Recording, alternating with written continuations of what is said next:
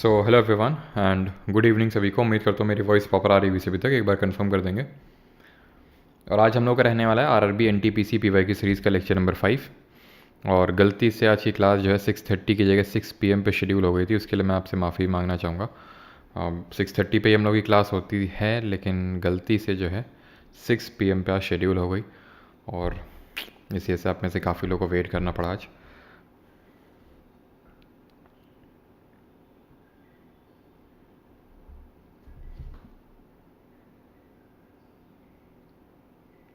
एक बार कंफर्म कर देंगे कि सारी चीज़ें प्रॉपर हैं कि नहीं।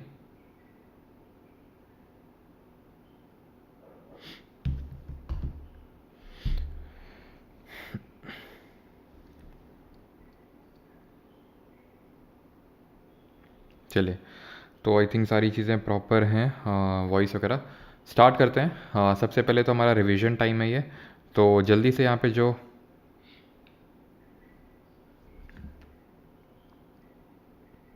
क्वेश्चंस लिखे हुए इनका आंसर देंगे।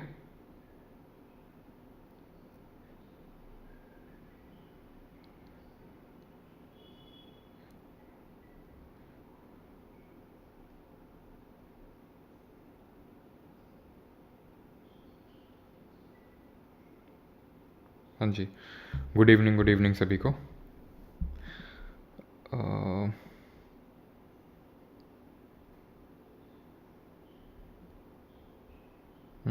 ठीक है, स्टार्ट करते हैं। Which session of the Congress gave a call to the attainment of Swaraj. तो स्वराज को लेकर, अटेनमेंट को लेकर किस सेशन ऑफ कांग्रेस में कॉल दिया गया था? That was Calcutta session. ये कैलकाटा सेशन कब हुआ था? ये 1906 की बात हो रही है, 1906, जो बंगाल पार्टीशन के बाद हुआ था, बंगाल विभाजन के बाद हुआ था। ठीक है, वहीं अगर हम बात करें पूर्ण स्वराज का गोल, अच्छा, ठीक है, तभी तुम लोग ला कंफ्यूज हो गए ना, जबकि मैंने बताया भी था पिछले लेक्चर में। पिछले लेक्चर मैंने बताया था स्वराज और पूर्ण स्वराज के बीच में क्या डिफरेंस होता है। पूर्ण स्वराज की जब बात आएगी तो आंसर होगा लाहौर, ठीक है, कंप्लीट इंडिपेंडेंस। और जब स्वराज की बात आएगी तो कैलकाटा सेशन जो 1906 का, याद आ रहा है? 4 इसमें आपके रेजोल्यूशंस अडॉप्ट किए गए थे: स्वदेशी, बॉयकॉट, नेशनल एजुकेशन और स्वराज। पूर्ण स्वराज बात करेगा लाहौर, जिसको कि किसने प्रेसाइड किया था? नेहरू ने। 26 जनवरी 1930 को पहला इंडिपेंडेंस डे सेलिब्रेट करने की बात कही गई थी, प्लस रावी नदी के बैंक्स पे फ्लैग होइस्ट किया गया था। कमेंट में बताएंगे पहले पहले कौन बने थे जिन्होंने फॉरेन सॉयल में फ्लैग को होइस्ट किया था, और उस फ्लैग को इंडिया वापस लाने वाले कौन थे? Who presides over the joint sitting of the Lok Sabha and the Rajya Sabha. कौन है जो संयुक्त बैठक की अध्यक्षता करता है? इट इज़ लोकसभा का स्पीकर, ये बैठा हुआ है। ठीक है, लोकसभा का स्पीकर ये काम करता है। अब लोकसभा के स्पीकर की बात करें तो कमेंट में बताया पहले लोकसभा के स्पीकर कौन थे, पहले लोकसभा के डेप्यूटी स्पीकर कौन थे, ये जरा बताइए। ये तो आई थिंक अभी तक मैंने नहीं बताया डेप्यूटी स्पीकर वाला, लेकिन बताइए आप। Joint sitting article number 108 Lok Sabha के जो रूल्स हैं उसके हिसाब से जॉइंट सिटिंग यानी संयुक्त बैठक चलती है। हमने ऑस्ट्रेलिया के कॉन्स्टिट्यूशन से इसको लिया है। The exile of the ruler of which kingdom was termed as the life has gone out of the body. तो ये टर्म किसके लिए यूज़ किया गया था? ये जो अवध के नवाब थे वाजिद अली शाह, ठीक है, वाजिद अली शाह।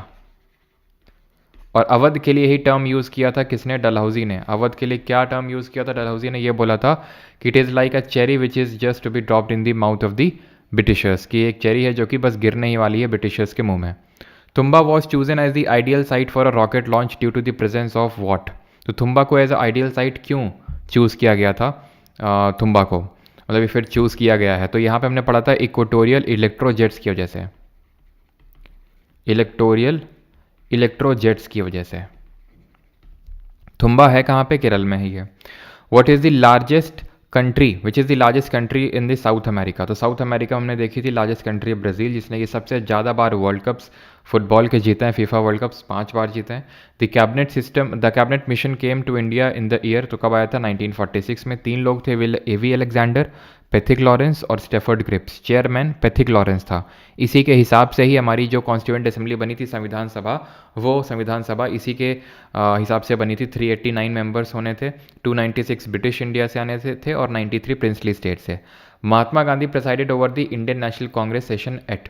तो महात्मा गांधी जी ने कांग्रेस के किस सेशन में को प्रिसाइड किया था? तो एकमात्र सेशन को प्रिसाइड किया था जो 1924 1924 में हुआ था, बेलगाम कर्नाटका में। 1924 में आपको पता है कि जब 1922 में इनको जेल हो गई थी चौरी चौरा हत्याकांड की वजह से, उसके बाद इनको रिलीज़ किया गया था 1924 में। अगर हम बात करें लोकसभा के पहले स्पीकर तो वो थे जीवी मावलंकर यानी गणेश वासुदेव मावलंकर, और पहले डेप्यूटी स्पीकर की बात करेंगे तो ये थे एम ए अयंगर। अगर डेप्यूटी स्पीकर की बात करेगा, पहली महिला स्पीकर थी मीरा कुमारी। ठीक, अब स्टार्ट करते हैं आज का session. GSTs and indirect tax imposed in India, the full form of GSTs. बहुत ही बेसिक सा क्वेश्चन है कि जीएसटी का फुल फॉर्म क्या है। 1924 सही है। लेक्चर 4 PYQ सीरीज की पीडीएफ नहीं डाली। अच्छा, इसकी पीडीएफ नहीं डली है क्या? पीडीएफ डली तो है I think. GST is an indirect tax, एक सेकंड रुकना।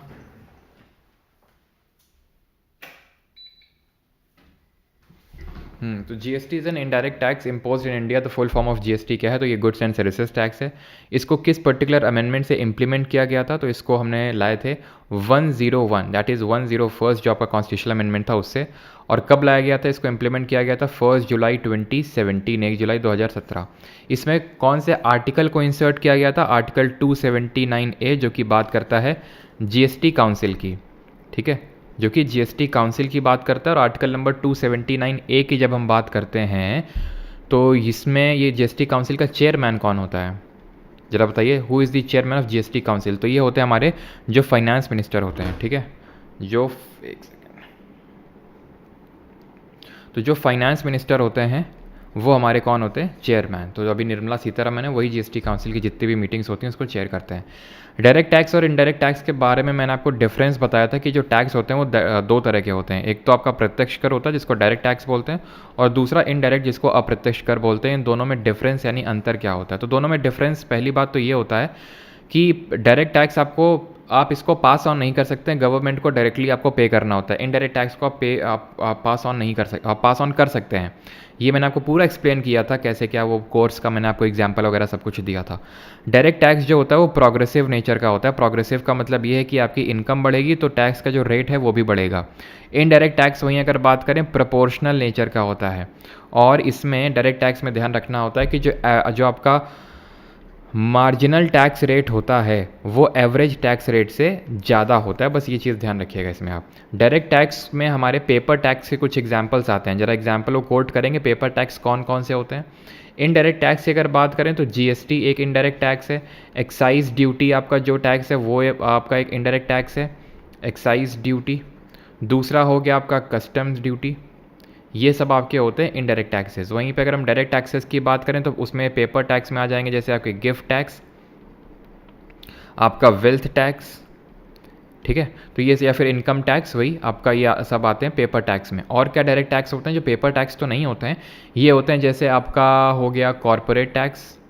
ठीक है, जो बिजनेसेस को पे करना पड़ता है, कॉरपोरेट टैक्स इसको बोलते हैं। तो ये चीज़ ध्यान रखिएगा। ठीक है, तो ये हमारे डायरेक्ट और इनडायरेक्ट टैक्स होते हैं। कमेंट में आपको ये बताना है कि ये किस में आते हैं डायरेक्ट टैक्स और इनडायरेक्ट टैक्स। मतलब टैक्स क्योंकि गवर्नमेंट की इनकम है, ना, तो ये गवर्नमेंट की इनकम जिसको रिसीट बोलते हैं, तो वह रेवेन्यू रिसीट होगा यानी राजस्व प्राप्ति होगी, या फिर पूंजीगत प्राप्ति होगी यानी कैपिटल रिसीट होगी, आपको बताना है। Which of the following plants belong to the bryophyta? Bryophyta क्या है? एक फाइलम है। तो इस ब्रायोफाइटा फाइलम से कौन बिलोंग करता है, ये आपसे क्वेश्चन पूछा है। गिफ्ट टैक्स है, बिल्कुल गिफ्ट टैक्स, और जो आपका इनकम टैक्स है उसको हम पेपर टैक्स के नाम से जानते हैं। ये जो होते हैं दोनों के दोनों आते हैं आपके रेवेन्यू रेसीट्स में, यानी कि जो राजस्व प्राप्ति होती है उसमें दोनों आते हैं। अगला क्वेश्चन है कि ब्रायोफाइटा जो फाइलम है उससे कौन बिलोंग करता है? मर्सीलिया, देवदार, मचैंटिया या फिर क्लैडोफोरा?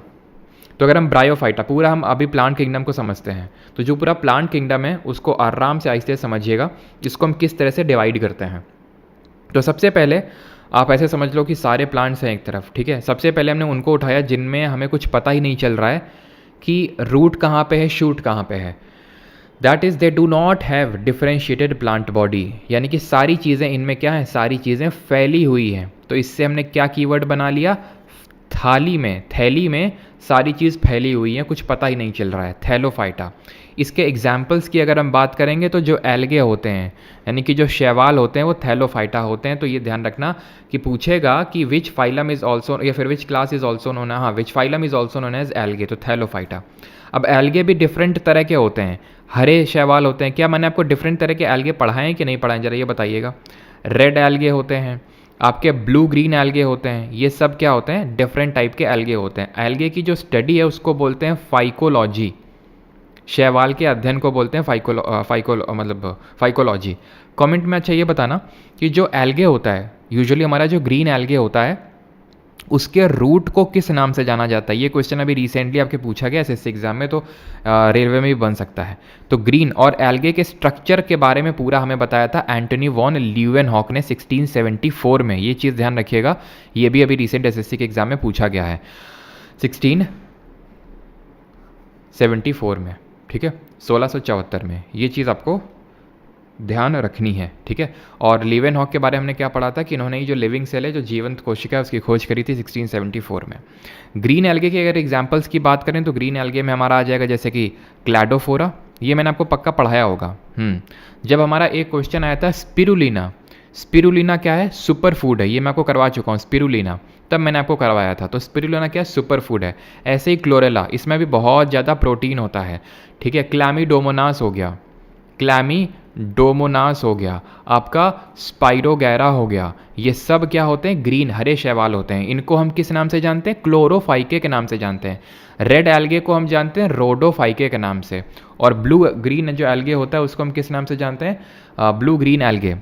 तो ब्लू ग्रीन एल्गे का ऐसा कुछ नाम नहीं है, लेकिन इसका एग्जाम्पल पता होना चाहिए, जैसे नॉस्टॉक, ठीक है। और आपका ब्लू ग्रीन एल्गे में हो जाएगा, आपका एक नाम एकदम से दिमाग से जा रहा है, एक तो नॉस्टॉक है और एक कौन सा है एग्जाम्पल, एक ब्लू ग्रीन एल्गे का, जल्दी से बताइए, दिमाग से एकदम से नाम जा रहा है। रेड एल्गे के एग्जाम्पल्स की अगर हम बात करें तो जैसे जो अगर जेली है, ठीक है, जो अगर जेली है वो आपका हो जाएगा इसका एग्जाम्पल। हाँ, साइनोबैक्टीरिया, ठीक है, साइनोबैक्टीरिया। साइनोबैक्टीरिया क्या होता है? ये आपका एक प्रोकैरियोटिक सेल होता है। तो जितने भी बैक्टीरिया होते हैं उनमें सब में प्रोकैरियोटिक सेल होती है, क्लियर।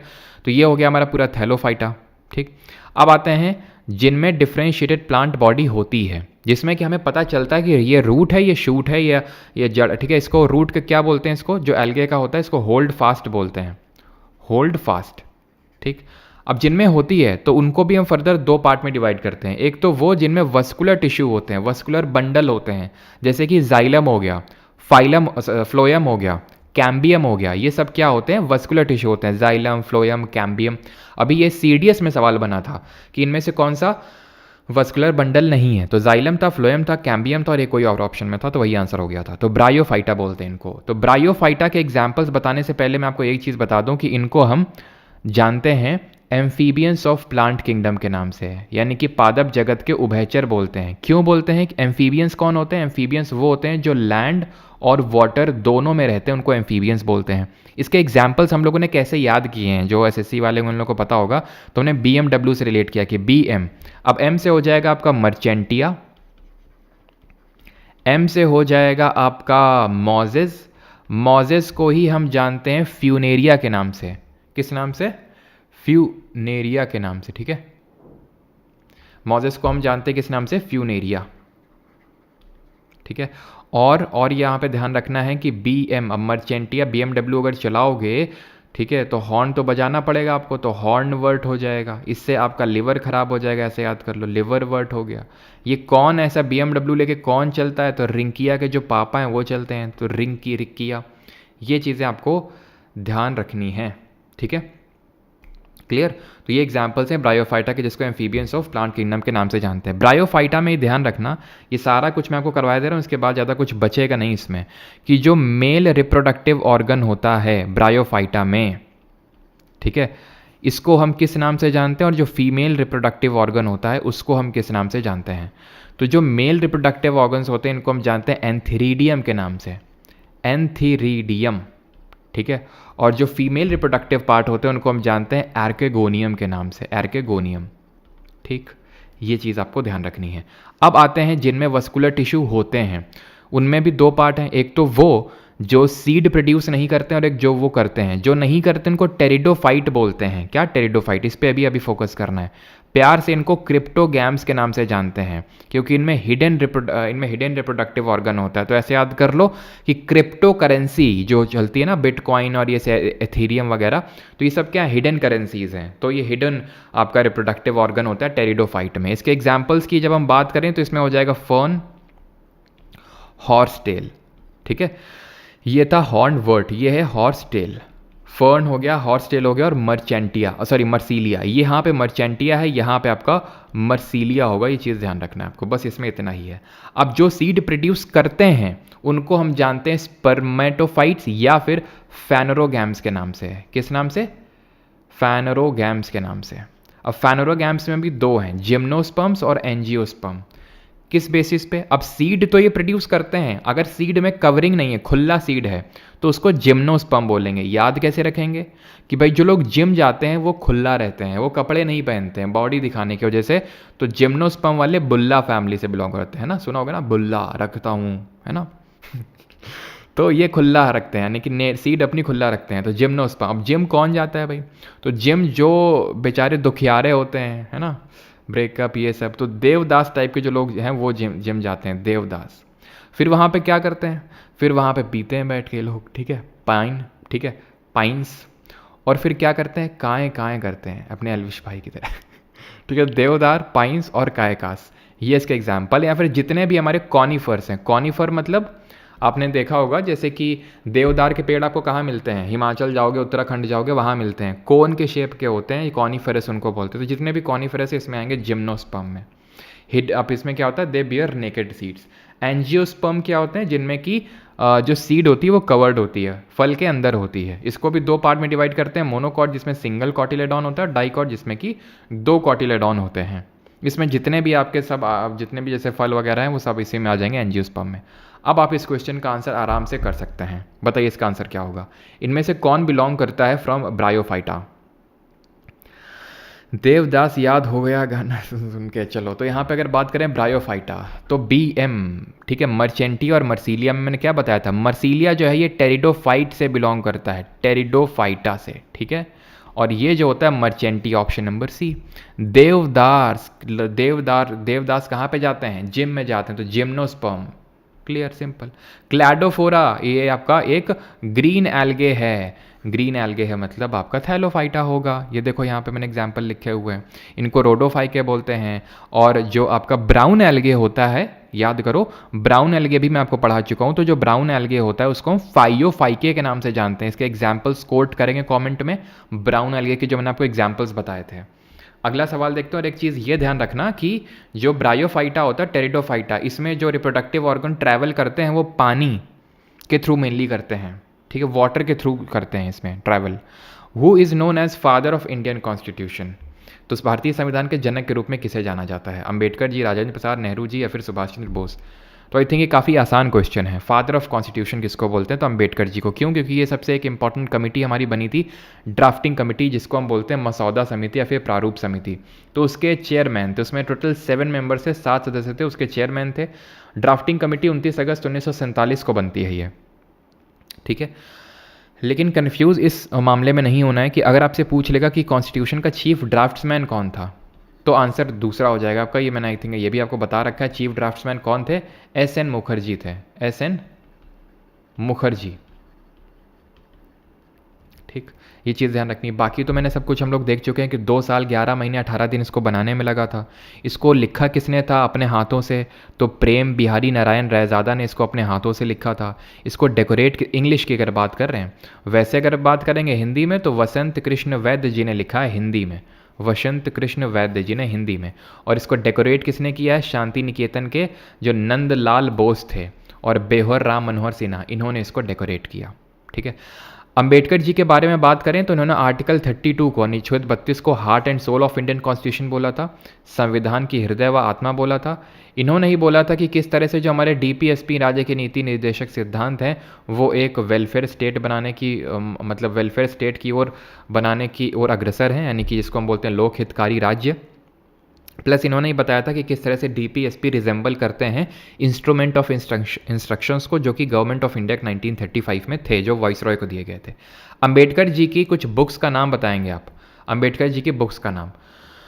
राजेंद्र प्रसाद जी की अगर ऑटोबायोग्राफी की बात करें तो इनकी ऑटोबायोग्राफी का नाम था आत्मकथा, ठीक है, आत्मकथा। जवाहरलाल नेहरू की ऑटोबायोग्राफी का नाम था एन ऑटोबायोग्राफी। और इनकी एक और किताब थी, इनकी किताब का नाम था letters from a father to his daughter. Letter, जब ये जेल में थे तो इंदिरा गांधी को लेटर्स जो लिखे थे, तो letters from a father to his daughter, father to his daughter. Clear है। सुभाष चंद्र बोस जी के बारे में हमने क्या क्या पढ़ा है कि एक तो इन्होंने all India forward block party बनाई थी 1939 1939 में। कब बनाई थी आपको पता होगा, हरिपुरा और त्रिपुरी सेशन हुए थे। हरिपुरा गुजरात में, त्रिपुरी मध्य प्रदेश में। त्रिपुरी के बाद उन्होंने रिज़ाइन कर दिया था 1938 में कांग्रेस से, और एक पार्टी बनाई थी ऑल इंडिया फॉरवर्ड ब्लॉक 1939 में। बहुत लोगों को लगता है आज़ाद हिंद फौज that is Indian national army भी इन्होंने बनाई थी, लेकिन बिल्कुल नहीं। लीड किए थे इसको। इसमें एक रानी लक्ष्मीबाई जी के नाम पे एक विमेन रेजिमेंट इन्होंने खड़ी करी थी, लेकिन उन्होंने लॉन्च नहीं किया था, इसलिए उसको फॉर्म नहीं किया था। वो मोहन सिंह ने किया था। अगर मोहन सिंह ऑप्शन में नहीं होंगे तो आंसर ऑप्शन में रास बिहारी बोस होंगे। ठीक, वैसे तो पहले मोहन सिंह ने ही फॉर्म किया था इसको, जो प्रिजनर ऑफ वॉर थे सेकेंड वर्ल्ड वॉर के जापान में, उनको लेके। सुभाष चंद्र बोस जी का जन्म दिवस 23 जनवरी को हम किस रूप में इसको मनाते हैं? बाकी इनके कुछ स्लोगन्स हैं, लिखेंगे जय हिंद, जय हिंद के अलावा आपका दिल्ली चलो और give me blood I shall give you freedom. Ambedkar ji की अगर बुक्स की बात करें तो इनके है एक annihilation of caste, annihilation of caste, ये एक इंपॉर्टेंट बुक है। और एक ध्यान रखेंगे that is Buddha and is Dhamma. ठीक है, बुद्धा एंड इज धम्मा। बुद्धा और जो धम्मा ये बुक है, क्योंकि इन्होंने अपने जीवन के आखिरी समय में ये जो बुद्ध धर्म है उसको अपना लिया था, और उसके बाद इन्होंने ये लास्ट अपनी किताब लिखी थी। और जब ये लिख रहे थे तो ये पब्लिश नहीं हो पाई थी, उसके पहले इनकी डेथ हो गई थी। और इनकी जो एक फेमस बुक है वो ध्यान रखेंगे, waiting for a visa, waiting for a visa. ठीक, आगे बढ़ते हैं। बाकी 23 जनवरी को पराक्रम दिवस के रूप में मनाते हैं। ठीक है, ये चीज़ ध्यान रखेंगे। और ठीक है, और इसी दिन हाँ एक आपदा प्रबंधन पुरस्कार दिया जाता है, जो पिछला वाला 60 पैराशूट फील्ड राइफल जो थी यूपी की, उसको मिला था, उस रेजिमेंट को मिला था। हुमायूं नामा किसने लिखी है? बेगम ने, बाबर ने, नूरजहां ने या फिर अकबर ने? तो हुमायूं नामा, हुमायूं के बारे में हम क्या क्या जानते हैं? तो हुमायूं के बारे में हम ये जानते हैं कि बाबर का बेटा था। इसके 3 और भाई थे, यानी हुमायूं को मिला के 4 थे। कौन कौन पूछता है? अस्कर, ठीक है, हिंडल और कामरान, ये 4 टोटल मिला के भाई थे। तो हुआ क्या था कि हुमायूं ने जो है चारों, मतलब अपने तीनों भाइयों में इसको बांट लिया था, नहीं चारों भाइयों ने 4 पार्ट कर लिए थे। हुमायूं को डिफीट देखने को मिलती है 2 बैटल्स में। कौन कौन से? एक तो बैटल ऑफ चौसा और एक बैटल ऑफ बिलीग्राम, जिसको कि बैटल ऑफ कन्नौज के नाम से जानते हैं। इन दोनों बैटल में किसने हराया था हुमायूं को? 1539 और 1540 में। तो ये हराया था शेर शाह सूरी ने। शेर शाह सूरी एक अफगान था जिसका मूल नाम यानी ओरिजिनल नेम फरीद खान था, बिहार के एक जमींदार का बेटा था। शेर शाह सूरी की डेथ होती है कलिंजर के फोर्ट में, कलिंजर के किले में, लेकिन इसका जो मौसोलियम है, इसका समाधि है, वो सासाराम बिहार में बना हुआ है। इसी का ही एडमिनिस्ट्रेशन, जो प्रशासन था, वो अकबर ने एक्सेप्ट किया था। इसी ने ही GT road, grand trunk road बनाई थी, जो कि रन करती है from Chittagong Bangladesh to Kabul Afghanistan. India में अगर बात करेंगे तो कलकत्ता से आपका अमृतसर, और वही है आपका नेशनल हाईवे नंबर 1 NH1। और यहाँ जीटी रोड में जो लोगों के, यात्रियों के ठहरने के लिए जो जगह बनाई थी उनको बोलते हैं सराई। इतनी चीज़ क्लियर? ठीक है। शेर शाह के रिगार्डिंग एक और चीज़ है, और वो एकदम से दिमाग में आई थी लेकिन चली गई, क्या थी वो? शेर से, चलो अभी आएगी तो बताएंगे। ठीक है, तो चौसा बिलीग्राम। अब जब 1540 में वो हारा तो उसके बाद वो चला गया कहाँ? कौन? हुमायूं। ये चला गया ईरान में। ठीक है, ईरान में एक डायनेस्टी थी उसके पास, असाफिद डायनेस्टी। ये जो डायनेस्टी है यहाँ पे ये चला गया था। और जब इसको पता चला कि शेर शाह सूरी की हो गई है डेथ, इसकी डेथ तो हो गई थी पहले ही, लेकिन ये टाइम लिया हुमायूं, और ये 1555 में 1555 में लौटता है। 1555 में शेर शाह सूरी के बेटे को हराता है और यहाँ पे फिर से दिल्ली में काबिज होता है हुमायूं। ठीक है, और हुमायूं ने एक सिटी डेवलप करी थी, ध्यान रखना, इस सिटी का नाम था दीन पनाह। जैसे कि हमने अलाउद्दीन खिलजी के बारे में पढ़ा है कि उसने सिटी डेवलप करी थी सिरी, वैसे इसने दीन पनाह करके एक सिटी स्टैब्लिश करी थी। और हुमायूं के बारे में ये चीज़ को ध्यान रखना है आपको कि इसकी डेथ हो गई थी लाइब्रेरी की स्टेयर्स, यानी कि लाइब्रेरी की जो सीढ़ियाँ थी उससे गिरने की वजह से 1555 के टाइम पे ही। और यहाँ पे अब आता है कौन? अकबर। और अकबर उस समय 13 साल का था, और आपको पता है कि होता है second battle of Panipat, Akbar और हेमू के फोर्सेस के बीच में 1556 में, और अकबर की फोर्सेस जीत जाती हैं। खैर, गुलबदन बेगम ने हुमायूं नामा लिखी थी, ऑप्शन नंबर ए यहाँ पे सही आंसर होगा। हुमायूं का आपका वो भी है टूम, ये किसने बनवाया था? हुमायूंस टूम, जो कि यूनेस्को की वर्ल्ड हेरिटेज साइट में भी इंक्लूडेड है, हुमायूंस टूम। और ये किस आर्किटेक्चर स्टाइल में बना हुआ है? तो ये बीगा बेगम, किसने? बीगा बेगम, जिनको कि हाजी बेगम के नाम से भी जाना जाता है, इसकी पहली वाइफ थी, उसने बनवाया था इसको। बाबर ने जो अपनी ऑटोबायोग्राफी लिखी थी वो थी तुजुके बाबरी। ये लिखी थी इसने टर्किश लैंग्वेज में, और इसको फिर पर्शियन में कन्वर्ट किया था अबुल फजल ने बाबरनामा पेन नेम के अंडर में। बाबरनामा में कन्वर्ट किया था किसने? अबुल फजल, जो कि अकबर के नवरत्नों में से एक था। ठीक है, तो बाबर, हुमायूं, और इसके बाद आता है आपका अकबर। और अकबरनामा, सॉरी, अबुल फजल ने नहीं, अबुल फजल ने अकबरनामा लिखी थी। ये था आपका जो बैरम खान था, जो अकबर का संरक्षक था, उसका बेटा था अब्दुल रहीम खाने खाना। इन शॉर्ट में लिख रहा हूँ यहाँ पे खाने खाना। ठीक है, जब क्लास 9th में थे, जब पढ़ते थे तो काफ़ी हंसी आती थी ये नाम सुन के, खाने खाना। आई थिंक 9th में ही पढ़ा था पहली बार, हाँ 9th में। ठीक है, तो फिर ये बताइएगा कि हाँ, अबुल फजल ने लिखी थी अकबरनामा। अबुल फजल रोट अकबरनामा। और अकबरनामा का कौन सा वॉल्यूम था जो अकबर के एंसेस्टर्स के बारे में बताता था, और कौन सा, चलो इतना ही अभी देखते हैं। तो ये पहला वॉल्यूम था जो एंसेस्टर्स के बारे में, यानी पूर्वजों के बारे में बताता था अकबर के। जो दूसरा वॉल्यूम था वो अकबर के रेन, यानी उसके कार्यकाल की एक तरह से बोल सकते हैं। जो तीसरा था वो उसके एडमिनिस्ट्रेशन, यानी उसके प्रशासन के बारे में बताता। और अभी मैंने बताया कि इसका एडमिनिस्ट्रेशन जो है ये शेर शाह सूरी से इंस्पायर्ड था। और एडमिनिस्ट्रेशन की जब हम बात करते हैं तो इसी को ही, थर्ड वॉल्यूम को ही हम जानते हैं ऐने अकबरी के नाम से। और बाकी ये चीज़ें हम पढ़ चुके हैं अकबर के बारे में कि इसका अगर बात करें तो इसने मनसबदारी प्रथा की शुरुआत करी थी 1571 में। फतेहपुर सीकरी जो सिटी है वो इसने इस्टेब्लिश करी थी आगरा के पास में। और इसी ने जो है बुलंद दरवाज़ा बनवाया था, जो गुजरात में इसको जीत मिली थी गुजरात विक्ट्री के बाद। ठीक है, इतनी चीज़ें हमने पहले पढ़ रखी हैं। विच of the places is famous for mining of uranium? निम्नलिखित में से कौन सी जगह यूरेनियम खनन के लिए प्रसिद्ध है? जादूगुड़ा, पन्ना, रानीगंज या फिर कोरबा? बिल्कुल सही है सौम्यांशु, जोया, केरत, ऋतुक्स, पूजा, सबा। चलो, तो यहाँ पे अगर हम सही आंसर की बात करेंगे तो that would be Jaduguda. Jaduguda जो कि आपको झारखंड में देखने को मिलेगा, वो यूरेनियम के माइन के लिए काफ़ी फेमस है। यूरेनियम को ही हम यूज़ करते हैं न्यूक्लियर रिएक्टर्स में एज अ फ्यूल। कौन से आइसोटोप को यूज़ करते हैं न्यूक्लियर रिएक्टर्स में एज अ फ्यूल? और न्यूक्लियर रिएक्टर अपने एनर्जी किस तरह से बनाते हैं?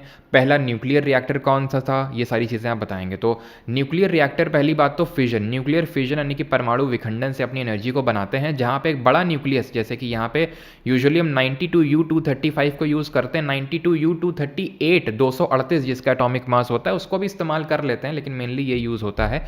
अब इसमें हम क्या करवाते हैं? न्यूट्रॉन को स्ट्राइक करवाते हैं, एक चेन रिएक्शन शुरू होती है, यहाँ पे बेरियम और क्रिप्टन। क्रिप्टन जिसका 36 होता है एटॉमिक नंबर, बेरियम का आप बताएंगे, और ये बनता है, और 3 न्यूट्रॉन निकलते हैं, यानी कि ज़्यादा न्यूट्रॉन बने। ये फर्दर यूरेनियम को हिट करेंगे और न्यूट्रॉन निकलेंगे, तो इस तरह से चेन रिएक्शन चलती है, जिसको कि स्लो डाउन करने के लिए हम यूज़ करते हैं मॉडरेटर्स का। ठीक है, जैसे कि हमारे हैवी वाटर वगैरह हो गए। ठीक है, तो हैवी वाटर वगैरह हो गए, इसमें हम यूज़ करते हैं मॉडरेटर का। और कंट्रोल रॉड किसके तौर पे किसको यूज़ करते हैं? तो बेरिलियम की रॉड हो गई, कैडमियम की रॉड हो गई, इनको एज ए कंट्रोल रॉड इसमें यूज़ किया जाता है। अब अगर हम बात करें जादूगुड़ा, अगर आप यहाँ पर लोकेट कर पाएंगे, ये है जादूगुड़ा आपका सिंहभूम। ठीक है, ये है, ये आपका कडप्पा बेसिन है जो कि आंध्र प्रदेश में पड़ता है। इतना ही बस आपको ध्यान रखना है। और तो पन्ना की बात करें तो मैं आपको पहले बता चुका हूँ, एक गाना है ना, पन्ना की तमन्ना है कि हीरा मुझे मिल जाए, तो हीरा यहाँ पे दैट इज़ डायमंड के लिए फेमस है माइंस। और ये कहाँ पे है? ये है मध्य प्रदेश में। काफ़ी रिच क्वालिटी का डायमंड मिलता है यहाँ पे, लेकिन डायमंड की प्रोसेसिंग सबसे ज़्यादा गुजरात के सूरत में होती है। और वहीं पर ये करंट अफेयर में पक्का पूछेगा आपसे, सूरत डायमंड बोर्स जो कि लार्जेस्ट वर्किंग स्पेस इनॉग्रेट किया गया है, सूरत डायमंड बोर्स। इससे पहले जो यूएस का डिफेंस डिपार्टमेंट का ऑफिस था, पेंटागन, वो था। रानीगंज किसके लिए फेमस है? तो रानीगंज जो कि वेस्ट बंगाल में है, ये फेमस है कोल के लिए, कोयले के लिए फेमस है ये। ठीक है, और कोयले के बारे में चलो अभी डिस्कस नहीं कर रहे हैं, आगे हम डिस्कस करेंगे कि 4 तरह का कोयला होता है ना। और टर्शरी कोल भी एक हमारा कोयला होता है जो हमें मेघालय वगैरह में देखने को मिलता है, तो वो जब कोल का टॉपिक आएगा तो वो करेंगे। ठीक है, क्योंकि अभी MTS का एक ही लेक्चर बाकी है, तो वो कल नहीं होगा, वो परसों सुबह होगा। उसको ख़त्म करवाने के बाद मैंने कुछ प्लान किया कि भाई जो हमारे रेलवे की क्लासेज हैं तो उसका नंबर बढ़ा देंगे हम लोग। ठीक है, क्वेश्चन जैसे 30 करते हैं, 30 की जगह भले 20 कर लेंगे, लेकिन थोड़ा ड्यूरेशन, मतलब इस तरह से जो 3 दिन क्लास होती है उसको मैं 5 दिन करने का सोच रहा हूँ। देखते हैं जैसा भी होता है, तो वो हमारे 100 के समथिंग क्वेश्चंस हो जाए करेंगे। एक वीक में, ठीक है। तो मैं प्लान कर रहा हूँ, तो इस वजह से टाइम भी है हमारे पास, उसको लेकर टेंशन आपको नहीं लेनी, मैं आपके एग्जाम तक सारी चीज़ें करवा दूंगा, ठीक है। Who was the voice Roy, और मल्टीपल टाइम्स हम रिवाइज कर लेंगे, जी के हमको कोई भी प्रॉब्लम नहीं होने वाली है, ठीक है। बस आपको नोट्स से रिवाइज करते चलना है, और नोट्स मैंने आपको बता दिए, पीडीएफ तो आपको परमार एसएससी टेलीग्राम पे मिल जाता है, नोट्स आपको परमार अकेडमी के एप्लीकेशन पे आप कोर्सेज सेक्शन में जाएंगे तो वहाँ पे मिल जाएंगे, इंग्लिश हिंदी दोनों में। Who was the viceroy when royal commission on civil services was formed in 1912? बेहद ही आसान सवाल है। क्यों? क्योंकि पिछले लेक्चर में मैंने आपको बंगाल पार्टीशन और उसके एन्यूलमेंट के बारे में पढ़ाया था, सब कुछ पढ़ चुके हैं यार, अभी सिर्फ इतने लेक्चर की, इसी में आप कर सकते हैं आराम से। गांधी इरविन पैक्ट के बारे में पढ़ा 1931, 1931, ये बात हो रही 1912 की, ये तो आंसर हो ही नहीं सकता है। इसी के टाइम पे हमारा CDM civil disobedience movement launch हुआ था, गांधी इरविन पैक्ट हुआ था, और राउंड टेबल कॉन्फ्रेंस स्टार्ट हुई थी। डफरिन के बारे में हम पढ़ चुके हैं कि कांग्रेस का जो फॉर्मेशन होता है वो डफरिन के टाइम पे होता है, तो ये भी नहीं होगा 1885 में। करजन के टाइम पे बंगाल का पार्टीशन होता है 1905 में, तो ये भी किसी हाल में नहीं हो सकता है। बंगाल का पार्टीशन हुआ था, और वो कब हुआ था? 16 अक्टूबर 1905, 1905 को, तो ये भी नहीं हो सकता है। बचा एक ऑप्शन, और ये भी बता चुका हूँ मैं आपको कि मैंने आपको बताया था कि 1911 में आखिरी दिल्ली दरबार ऑर्गेनाइज हुआ था, किसके कोरोनेशन के लिए? किंग जॉर्ज V के कोरोनेशन के लिए। तीसरा यहाँ पे दिल्ली दरबार ऑर्गेनाइज करवाया गया था हार्डिंगे के द्वारा, और यहीं पे अनाउंस हुआ था 1911 में कि अब से जो हमारी कैपिटल है वो कैलकाटा ना होके दिल्ली होगी, और हम बंगाल का जो पार्टीशन था उसको एन्यूल कर रहे हैं, मतलब रद्द कर रहे हैं, और 1912 में ऑफिशियली कैपिटल शिफ्ट हुई थी। तो ये बेहद ही आसानी से आप कर सकते हैं। कॉमेंट में आपको बताना है who is known as father of Indian civil services, के फादर के रूप में हम किसको बोलते हैं? तो ये हम जानते हैं कॉर्नवालिस को। कॉर्नवालिस ने ही कौन सा सिस्टम आपका स्टार्ट किया था? तो इसी ने ही परमानेंट सेटलमेंट, यानी कि स्थायी बंदोबस्त जो प्रणाली है वो इसी ने स्टार्ट करी थी, कॉर्नवालिस ने। और इसकी जो कब्र है, he is the only one जिसकी ब्रिटिशर, मतलब जो British governor general of voice Roy रहा, जिसकी कब्र भारत में ही है, मिर्ज़ापुर में इसकी अब जो है कब्र बनी हुई है। तो कॉर्नवालिस परमानेंट सेटलमेंट लाया था 1793 में, 1793 में, और इसको father of Indian civil services के नाम से जानते हैं। प्लस जो भारत का जो मॉडर्न पुलिसिंग सिस्टम आप देखते हैं, दरोगा, सिपाही, ये सब इसी ने ही डेवलप किया था, कॉर्नवालिस ने, मॉडर्न पुलिसिंग सिस्टम। अगला सवाल है, बेरिंग स्ट्रेट किसको कनेक्ट करती है? बेरिंग जलडमरू मध्य किसको जोड़ता है? स्ट्रेट होता क्या है? स्ट्रेट वो एक नैरो वाटर बॉडी होती है, पतली सी पानी की एक बॉडी होती है, एक शरीर होता है। तो ये क्या करता है? ये दो बड़े वाटर बॉडीज को, दो लार्ज वाटर बॉडीज को जोड़ने का काम करता है, ठीक है। Connects to large water bodies and separates to land masses, दो लैंड मासेस को अलग करता है ये। अब बेरिंग स्ट्रेट यहाँ पे देख लीजिए, ये है ना नैरो सी वाटर बॉडी, नैरो सी, बहुत पतली सी। ये आर्कटिक ओशन को, ये कौन सा है? पैसिफिक ओशन, लिखा नहीं हुआ यहाँ पे, ये लिखा हुआ है पैसिफिक ओशन, प्रशांत महासागर। प्रशांत महासागर जो पैसिफिक ओशन है वो लार्जेस्ट ओशन है, यही सबसे डीपेस्ट ओशन है, नहीं सबसे गहरा महासागर है ये। यहाँ से पे सबसे जो डीपेस्ट पॉइंट है वो कौन सा है? Deepest point. तो यहाँ पे ध्यान रखिएगा कि ये तो किसको कनेक्ट कर रहा है, वो तो हमने देख लिया, आर्कटिक को पैसिफिक से। अलग किसको कर रहा है? रशिया को यूएसए से। ये अलास्का रीजन है यूएसए का, जो पहले रशिया का ही एक पार्ट हुआ करता था, लेकिन रशिया ने फिर दे दिया था सारी चीज़ें। अच्छा, ये बताइए जो सोवियत यूनियन है ये कब डिसइंटीग्रेट हुआ था? ये भी आपके रेलवे में भी, मैं CBT 2 में मैंने देखा था, ये भी पूछा गया था। तो सोवियत यूनियन कब डिसइंटीग्रेट हुआ था, ये आपको बताना है। तब तक हम बाकी जो स्ट्रेट हैं अक्रॉस द वर्ल्ड जो आपसे पूछ सकता है उनके बारे में पढ़ लेते हैं, ठीक है। जो इंपॉर्टेंट स्ट्रेट है, एक तो इंपॉर्टेंट स्ट्रेट है हमारे इंडिया और श्रीलंका को जो अलग करता है, बता दीजिए ये कौन सा स्ट्रेट है? ये स्ट्रेट ऑफ मलक्का है, जिसको चोक पॉइंट के नाम से जाना जाता है। ये पूरा यहाँ पे इंडियन ओशन पे जो चाइना है वो क्यों अपना कब्जा जमाना चाहता है? यहाँ पे आपने सुना होगा हम्बन टोटा पोर्ट में लीज, हम्बन टोटा पोर्ट को लीज में ले लिया। काफ़ी सारे पोर्ट जो है यहाँ पे वो अपना वो स्टेबल बना रहा है, क्योंकि वो नहीं चाहता कि ये चोक पॉइंट पे इंडिया का कब्जा हो जाए। तो स्टेट ऑफ मलक्का ये अंडमान सी या फिर बे ऑफ बंगाल को किससे जोड़ता है? ये जो साउथ चाइना सी वाला पार्ट है उससे। और अलग किसको करता है? मलेशिया को। ये आपका जो ये मलेशिया का जो इंडोनेशिया से जो पार्ट है उसको अलग करता है, मलय पेनिनसुला को, ये जो इंडोनेशिया का जो पार्ट है उससे अलग करता है, ठीक है। स्टेट ऑफ मलक्का हो गया। फिर अगर हम यहाँ पे बात करेंगे तो ये है आपका स्ट्रेट ऑफ जिब्राल्टार, लिखा नहीं हुआ ढंग से, मैं लिख देता हूँ यहाँ पे, जिब्राल्टार जल डमरू मध्य इसको हिंदी में बोलते हैं। डमरू क्या होता है?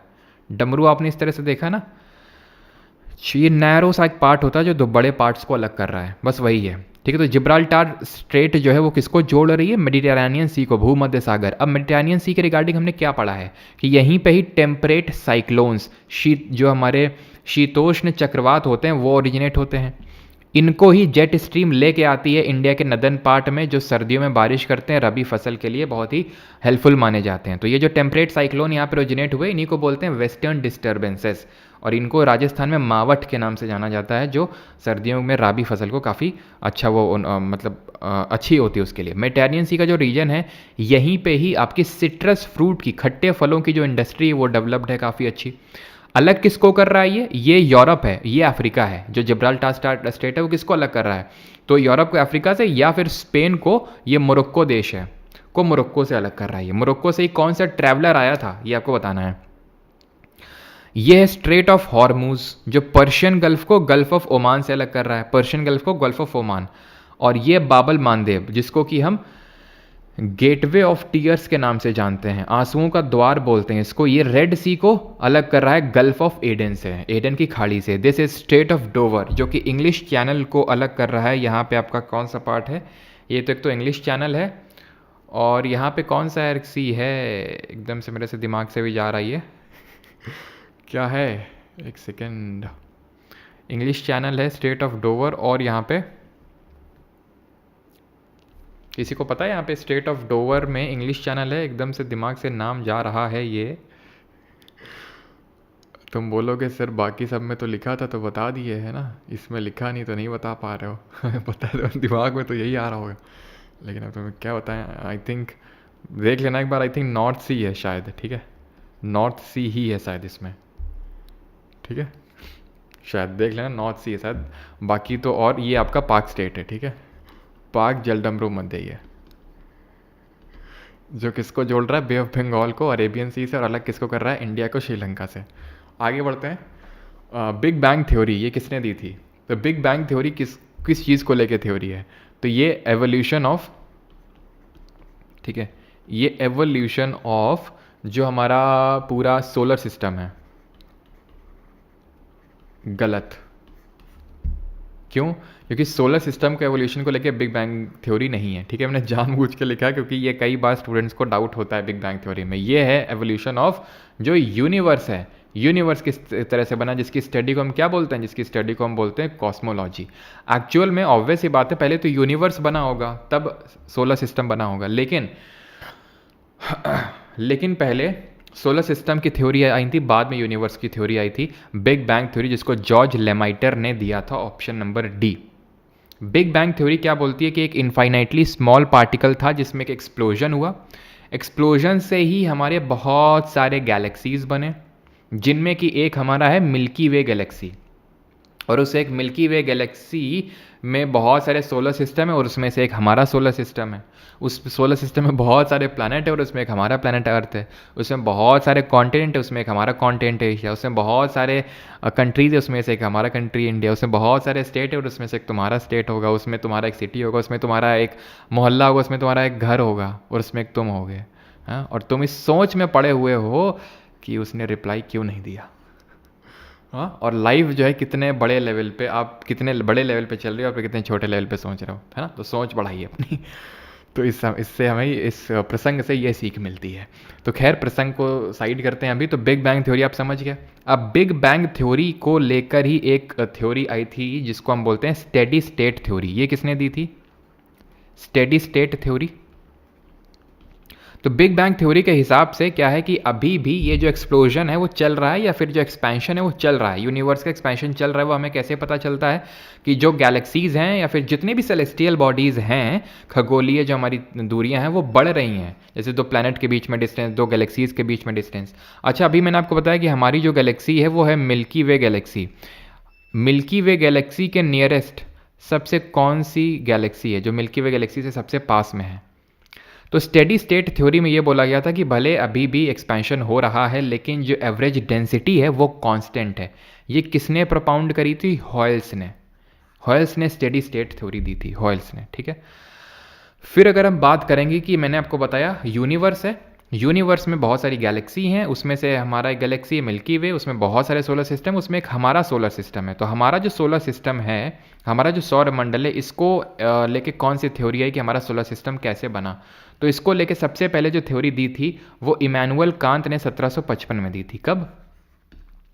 इमैनुअल कांत ने, ठीक है, इंडियन नहीं थे ये, जर्मन थे। कांत देख के ये मत समझना, ठीक है, इमैनुअल कांत। और 1796 इनके बारे में ये कथन है, इमैनुअल कांत के बारे में, इतने टाइम के पंक्चुअल थे कि जैसे मतलब यूनिवर्सिटी अपने जाते थे, ठीक है, और ऐसे थे कि अगर मान लो इनकी चप्पल जैसे मान लो कीचड़ में फंस गई तो वो उसको निकालते नहीं थे वापस जाके इतने टाइम के पंक्चुअल थे। जैसे मान लो किसी से बात कर रही हैं, ठीक है, किसी से बात कर रहे हो, 10 बजे के सोने का समय हो गया, वो बोलेंगे नहीं कुछ, चले जाएंगे, 10 बजे जाके लेट जाएंगे, वो तुम अपना समझो अब तो 1796 में इसको फर्दर इम्प्रोवाइज किया था पीर साइमन लैपलेस ने, और इसीलिए इसको बोलते हैं नेबुलर लैपलेस थ्योरी। लैपलेस तो समझ में आता है, लैपलेस इनका नाम है, लेकिन नेबुलर लैपलेस क्यों बोल रहे हैं? क्योंकि इसके थ्योरी के हिसाब से, इस थ्योरी के हिसाब से एक नेबुला था। नेबुला क्या होता है? एक rotating cloud of dust and gases. तो ये नेबुला था, से घूम रहा था घूम रहा था घूम रहा था, तो घूमते घूमते ही पूरा सोलर सिस्टम बन गया। जो लाइट गैसेस थी वो सेंटर पे आ गई। हमें पता है कि जो हमारा सन होता है वो मेनली हाइड्रोजन और हीलियम से बना हुआ है ना। हाइड्रोजन 3:1 के रेशियो में बना हुआ है, हाइड्रोजन रफली 70% है, ये मैंने आपको बताया था। और इसमें हमने पढ़ा था कोरोना होती है एक, तो जो विजिबल सरफेस होती है उसको हम क्या बोलते हैं? फोटोस्फियर बोलते हैं, जो विजिबल सरफेस होती है। कोरोना ऐसे नॉर्मली विजिबल नहीं होती है, कोरोना आउटर होती है सबसे, ठीक, ये चीज़ क्लियर है। और ऐसे ही हमारे 8 प्लैनेट बन गए रोटेटिंग जो क्लाउड था डस्ट एंड गैसेस का, उससे। अल बरूनी कौन था? तो अल बरूनी की अगर बात करें तो इसको इंडिया में महमूद ऑफ गजनी लेके आया था, महमूद ऑफ गजनी के साथ आया था। महमूद ऑफ गजनी को तो आप जानते होंगे, जिसने कि 17 बार भारत पर अटैक किया। पहला अटैक इसका कब हुआ था जरा बताएंगे? और इसकी किताब है जिसका नाम आप याद रखेंगे, जिसको बोलते हैं किताबुल हिंद, किताब उल हिंद, ये एक इंपॉर्टेंट बुक है इसकी, इसके बारे में याद रखेंगे। इसका पहला अटैक हुआ था 1001 एडी में, जहाँ पे इसने किंग जयपाल पर अटैक किया था। और उसके बाद इसका जो 16th अटैक था वो सोमनाथ पे था। वो कब था? 1025 एडी पे, ठीक है, सोमनाथ पर इसने अटैक किया था 1025 एडी में, ये चीज़ ध्यान रखिएगा। आगे बढ़ते हैं और अगला क्वेश्चन है, which of the following used in plastics? किसे निम्नलिखित में से कौन सा प्लास्टिक में उपयोग में किया जाता है? क्रिप्टन, अमोनिया, ब्यूटेन या फिर इथाइलिन? किसको यूज़ करते हैं प्लास्टिक में? सबका सही है। भूमिका गुप्ता, कविता, अभिषेक, यशी भदौरिया, सौम्यदीप, नंदी, आशीष। चलो, तो अगर बात करें तो प्लास्टिक में किसको यूज़ करते हैं? तो क्रिप्टन अभी मैंने बताया, ठीक है, क्रिप्टन तो ऑब्वियस बात है यूज़ नहीं करेंगे। ये क्या है क्रिप्टन?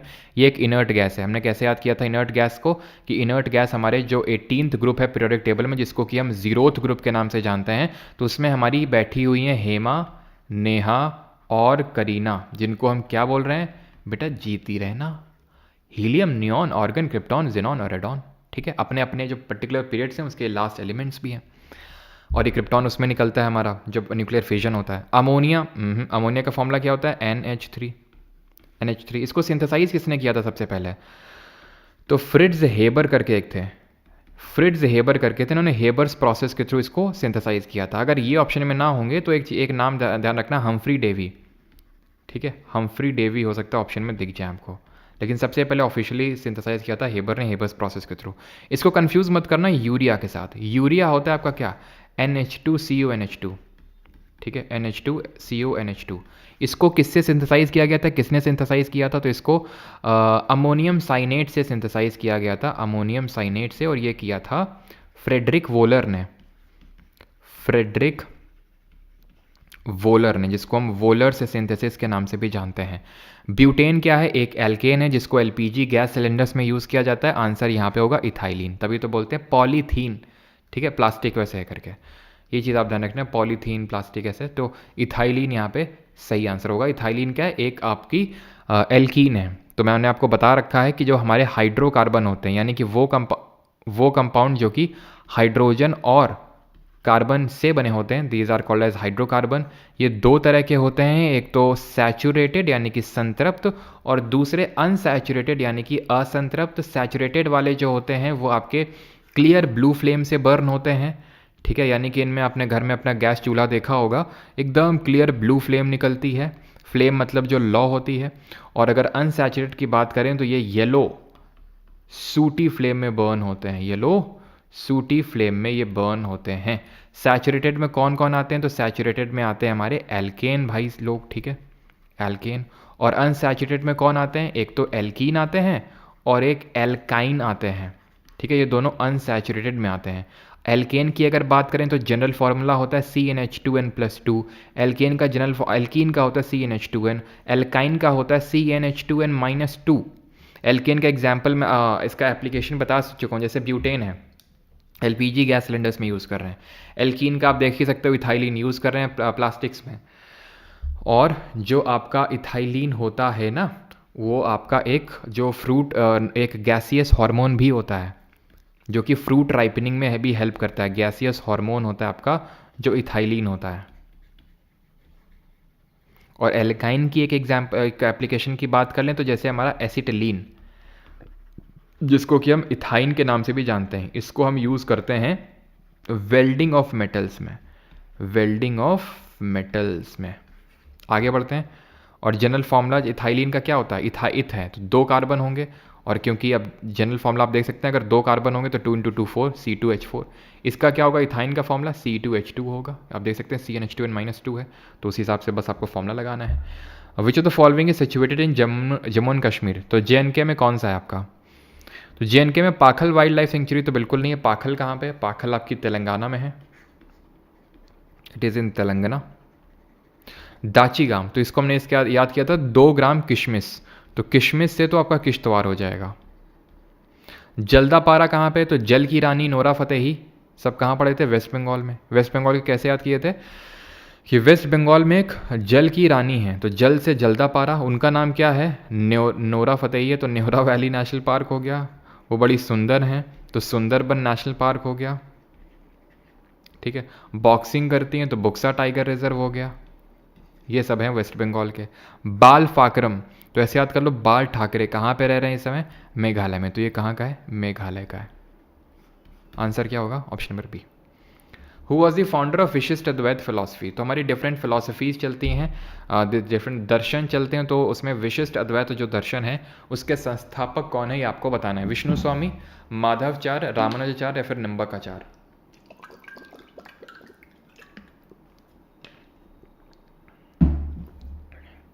तो ये हमारे स्कूल्स ऑफ फिलॉसफी है। केवल अद्वैत, केवल अद्वैत का मतलब है सिर्फ अद्वैत, ठीक है, सिर्फ अद्वैत लिखा आएगा तो उसका मतलब ही केवल अद्वैत है। तो शंकराचार्य इसके फाउंडर हैं। शुद्ध अद्वैत वल्लभाचार्य हैं। भेदाभेद भास्कराचार्य हैं। और इसको याद नहीं रखना है आपको, ठीक है। विशिष्ट अद्वैत रामानुजाचार्य हैं। द्वैत अद्वैत निम्बरकाचार्य हैं, ठीक है। और ये आपको हटाना है, द्वैत माधवाचार्य। तो ये सारे आपको याद होने चाहिए, जितने हैं हमारे 1 2 3 4 5 6, ये 6 आपको याद कर लेने हैं। अब इनमें से अगर आप 3 4 भी याद कर लोगे ना तो भी ऑप्शन एलिमिनेशन से वहाँ क्वेश्चन हो जाएगा।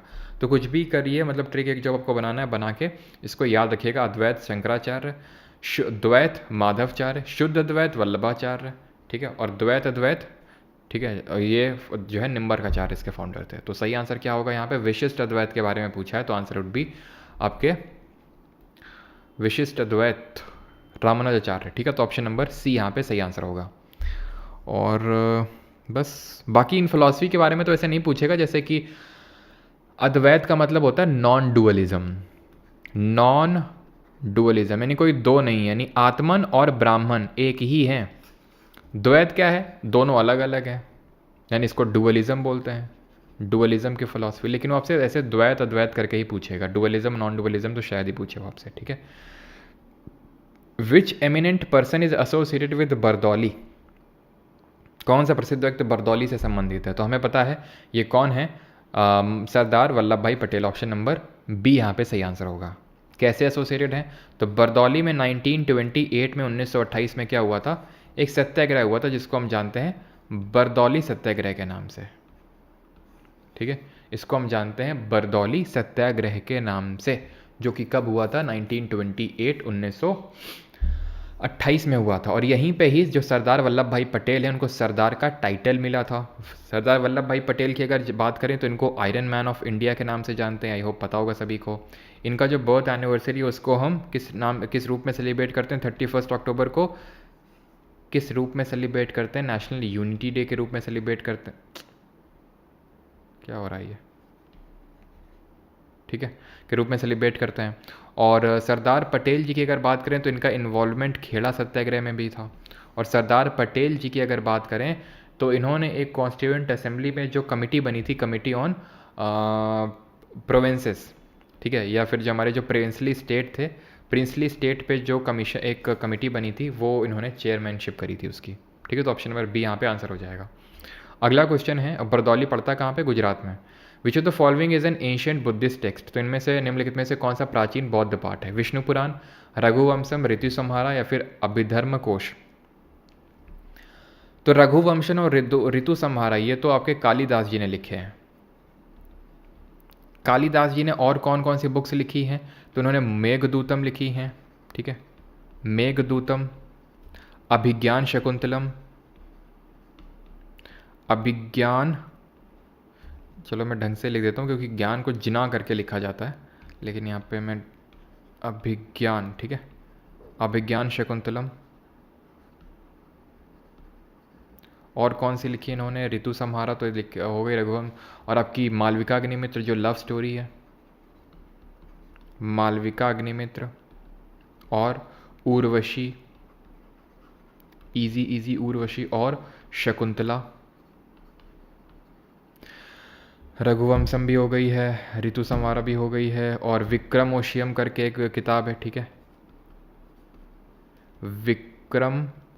विक्रमोर वशियम करके ऐसे, ठीक है, विक्रमोर्शियम, ये किसकी है? कालिदास जी की है, ठीक है। अभिधर्म कोश ये सही आंसर होगा, बुद्धिस्ट टेक्स्ट है, संस्कृत में लिखा हुआ है। जो दीघ निकाय है, मध्यम निकाय, समुत्तर निकाय, अंगुत्तर निकाय, खुद्दक निकाय है, जहाँ जहाँ निकाय दिखेगा ये पाली में लिखे हुए हैं, पाली भाषा में। और मैंने आपको त्रिपिटक भी बताए थे जिनको हम पाली कैनन्स के नाम से जानते हैं। त्रिपिटक कौन से हैं? तो त्रिपिटक हैं आपके अभिधम्म पिटक या फिर अभिधम्म पिटक, है ना, पिछले लेक्चर में आई थिंक मैंने बताया था, सूत पिटक और विनय पिटक।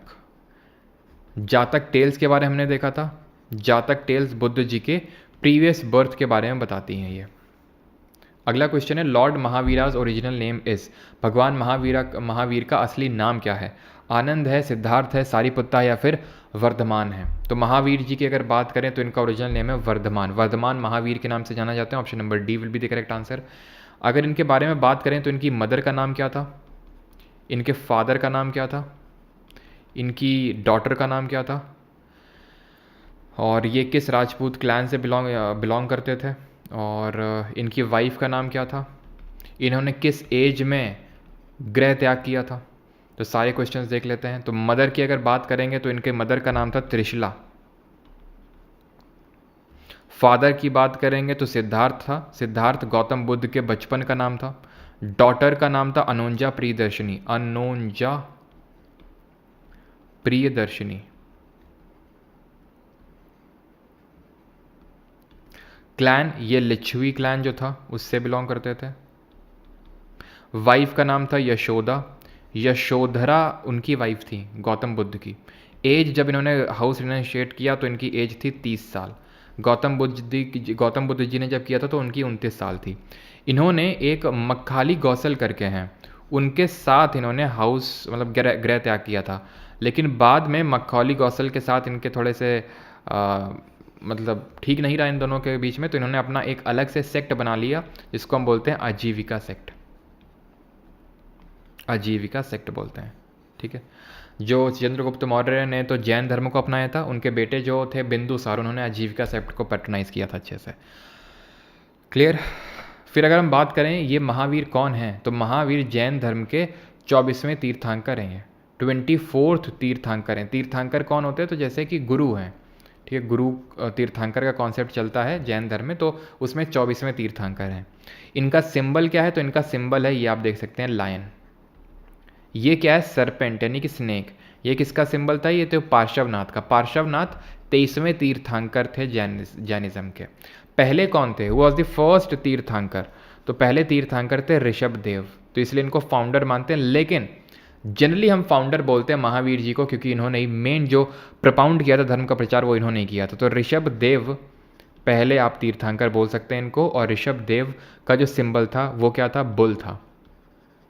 इनके ही बेटे थे गोमतेश्वर बाहुबली, जिनका कि स्टैच्यू बना है, गोमतेश्वर बाहुबली जी का ही स्टैच्यू बना है कहाँ पे, श्रवण बेलगोला कर्नाटका में, जहाँ पे चंद्रगुप्त मौर्य ने सल्ले खाना परफॉर्म किया था, श्रवण बेलगोला में ही। जहाँ पे कौन सा फेस्टिवल होता है, हर 12 साल में एक फेस्टिवल ऑर्गेनाइज किया जाता है जिसको हम बोलते हैं महामत्स्य अभिषेक।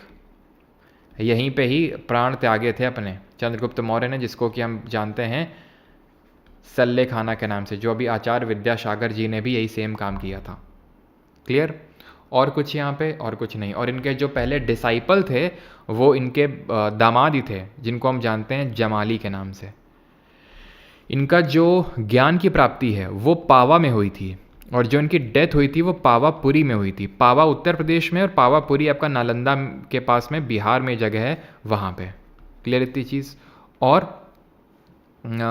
ठीक है, आनंद की अगर बात करें तो बुद्ध के डिसाइपल थे। सरीपुत्ता की अगर बात करें तो ये भी बुद्ध के एक डिसाइपल थे। सरीपुत्ता और महामोगुलेना दो बुद्ध के डिसाइपल थे, जिनके रेलिक्स को सेलिब्रेट करने, जिनके रेलिक्स को वर्शिप करने के लिए सेलिब्रेट किया जाता है मध्य प्रदेश में। कौन सा फेस्टिवल, ये आप बताएंगे कौन सा यहाँ पे त्यौहार मनाया जाता है। प्लस जैनिज्म में त्रिरत्न क्या होते हैं, त्रिरत्न जैनिज्म में क्या होते हैं, तो त्रिरत्न होते हैं KFC, वो KFC नहीं हड्डी तोड़ KFC, वो अलग है, ठीक है। राइट नॉलेज, राइट फेथ और राइट कंडक्ट, ये है KFC। ऐसे बुद्धिज्म में त्रिरत्न अलग होता है, वो होता है बुद्ध, धम्म और संघ, ये बुद्धिज्म में होता है त्रिरत्न। तो बुद्धिज्म और जैनिज्म में अलग अलग त्रिरत्न हैं। और हमें पता है कि जैन धर्म 2 भागों में विभाजित हुआ था, ठीक है। जो दूसरी जैन संगीति हुई थी, दूसरी जैन काउंसिल हुई थी, उसमें क्या हुआ था, एक तो हमारा जगह नहीं है क्या यहाँ पे, चलो तो यहाँ पे ले लेता हूँ। रेलिक्स MP में होता है चेतियागिरी विहार फेस्टिवल, ठीक है, चेतियागिरी विहार फेस्टिवल। तो यहाँ पे जैनिज्म आपका 2 पार्ट में डिवाइड हुआ था। एक को हम जानते हैं दिगंबर, जो कोई कपड़े नहीं पहनते थे, और एक को हम जानते हैं श्वेतांबर, जो सफ़ेद कपड़े पहनते थे। तो जो दिगंबर थे, इनके फाउंडर कौन थे, भद्रबाहु थे, भद्रबाहु थे। और श्वेतांबर के कौन थे, स्थूलभद्र थे, ठीक है, स्थूलभद्र थे इसके फाउंडर। अगला सवाल है, which is the first nuclear reactor made in India, Bharat में बना पहला परमाणु रिएक्टर कौन सा है, कामिनी है, रोहिणी है, कुंडनकुलम है या फिर अप्सरा। तो ये हम काफ़ी बार देख चुके हैं, ठीक है, कि पहला न्यूक्लियर रिएक्टर कौन सा था, तो अप्सरा था, ठीक है। पहला न्यूक्लियर पावर प्लांट आपका कौन सा था, तो वो था आपका तारापुर, महाराष्ट्र में। जो तारापुर था वो पहला न्यूक्लियर पावर प्लांट था, जिसको कि कब स्टैब्लिश किया गया था ये आपको बताना है, तारापुर को। कुंडनकुलम कहाँ पे है, तमिलनाडु में, कुंडनकुलम और कलपक्कम, ये सारा कुछ हम पहले ही देख चुके हैं, ठीक। अगला देखते हैं, that is in which year did the disinvestment process in the public sector enterprise in India started, Bharat में सार्वजनिक क्षेत्र के उपक्रमों में विनिवेश कब की प्रक्रिया कब शुरू हुई। यशी, लूसीफर, शालिनी, बिल्कुल सही है। आपका जो नरोरा है वो उत्तर प्रदेश में, रावत भाटा आपका राजस्थान में है। तो डिसइन्वेस्टमेंट क्या होता है, तो अगर सरकार यानी गवर्नमेंट अपनी हिस्सेदारी बेच दे किसी PSU में, पब्लिक सेक्टर एंटरप्राइज में, तो उसको डिसइन्वेस्टमेंट बोलते हैं। कितनी हिस्सेदारी, अगर 50% या फिर उससे ज़्यादा हिस्सेदारी बेच दे तो उसको हम डिसइन्वेस्टमेंट बोलते हैं। इसी को ही हम प्राइवेटाइजेशन बोलते हैं। और यही आपके लिए एक बहुत बड़ी हिंट है, यही बहुत बड़ी हिंट है। LPG, लिक्विफाइड पेट्रोलियम गैस, बिल्कुल नहीं। लिबरलाइजेशन, लिबरलाइजेशन, प्राइवेटाइजेशन और ग्लोबलाइजेशन, ये कब स्टार्ट हुआ था और क्यों स्टार्ट हुआ था। तो 1990 में, मैंने आपको बताया था 1990 में इंडिया को BOP क्राइसिस सफ़र करना पड़ा था, बैलेंस ऑफ पेमेंट का क्राइसिस हो गया था। यहाँ पे हमारे पास फॉरेन एक्सचेंज रिजर्व्स नहीं बचे थे, तो हमें जाना पड़ा था IMF के पास, इंटरनेशनल मॉनेटरी फंड, जो कि कब बना था और इसका हेडक्वार्टर कहाँ पे, यह बताएंगे। तो IMF ने बेल आउट किया, हमें पैसा तो दिया लेकिन कुछ शर्तों में दिया, जो कि सबको देता है, कि भाई आपकी अपनी इकोनॉमी को लिबरेट करना पड़ेगा, प्राइवेटाइजेशन को प्रमोट करिए और ग्लोबलाइज करिए। मतलब क्या होता है? तो लिबरलाइज का मतलब ये है कि फॉरेन जो इन्वेस्टमेंट आ रहा है उससे बचिए नहीं, उसको लीजिए, वहीं से आपको फॉरेन एक्सचेंज मिलेगा, फॉरेन इन्वेस्टमेंट लीजिए।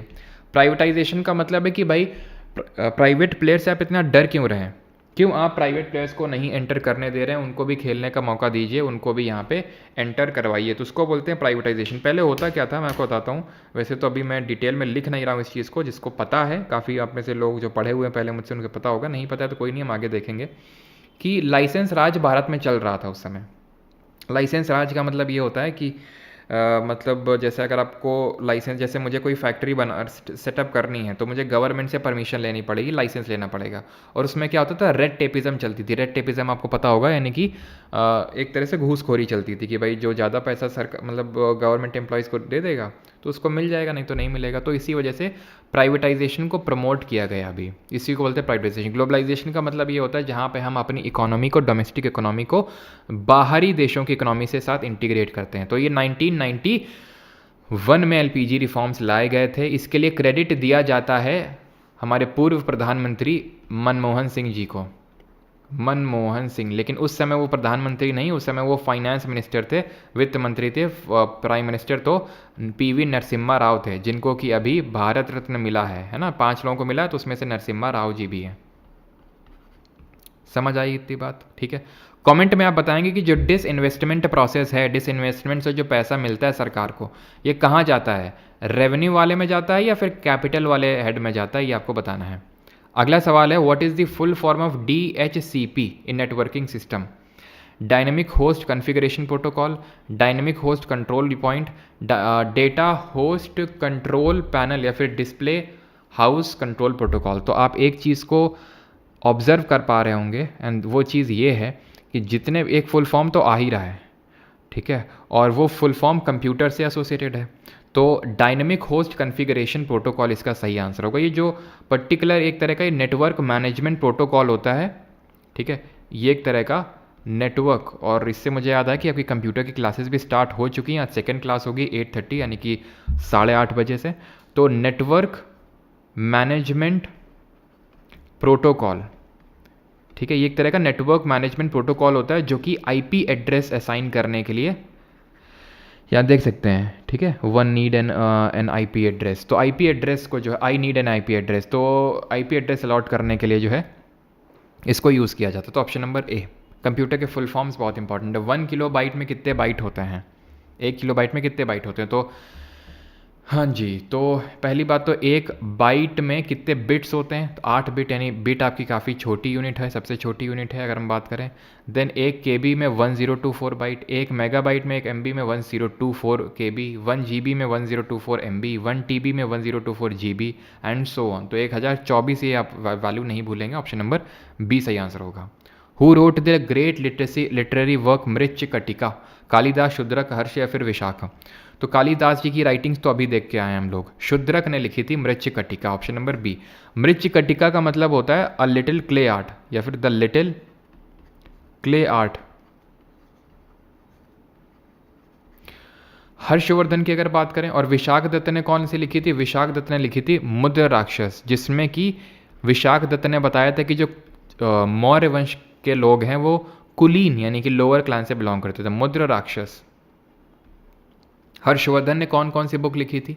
तो हर्षवर्धन ने बुक लिखी थी रत्नावली,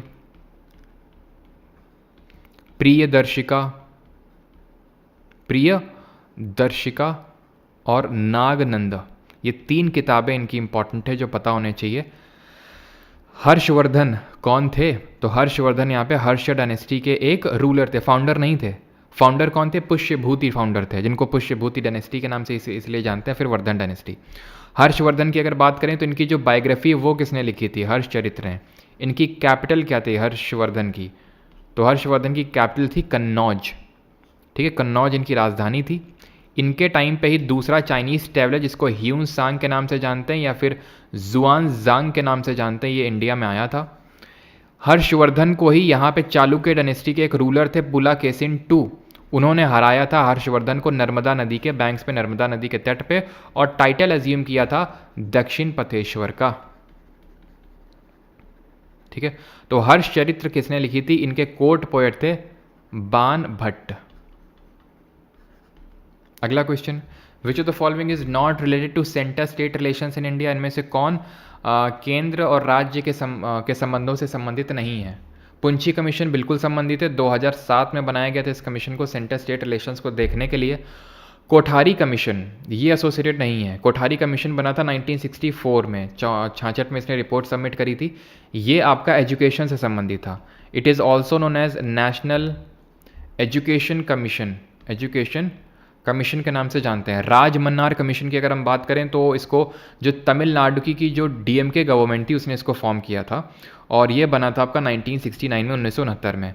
सरकारिया कमीशन भी आपका एसोसिएटेड है सेंटर स्टेट रिलेशन से, और ये आपका if I am not wrong, हाँ 1983 में ही बना था, 1983 में, और ये सबसे इंपॉर्टेंट कमीशन था सरकारिया कमीशन। आंसर इसका कोठारी कमीशन हो जाएगा, बिकॉज इसमें पूछ रहा है सेंटर स्टेट रिलेशन से कौन एसोसिएटेड नहीं है। कमेंट यहाँ को बताना है सेंटर स्टेट रिलेशन से कौन सा पार्ट हमारा कॉन्स्टिट्यूशन में एसोसिएटेड है जो सेंटर स्टेट रिलेशंस की बात करता है।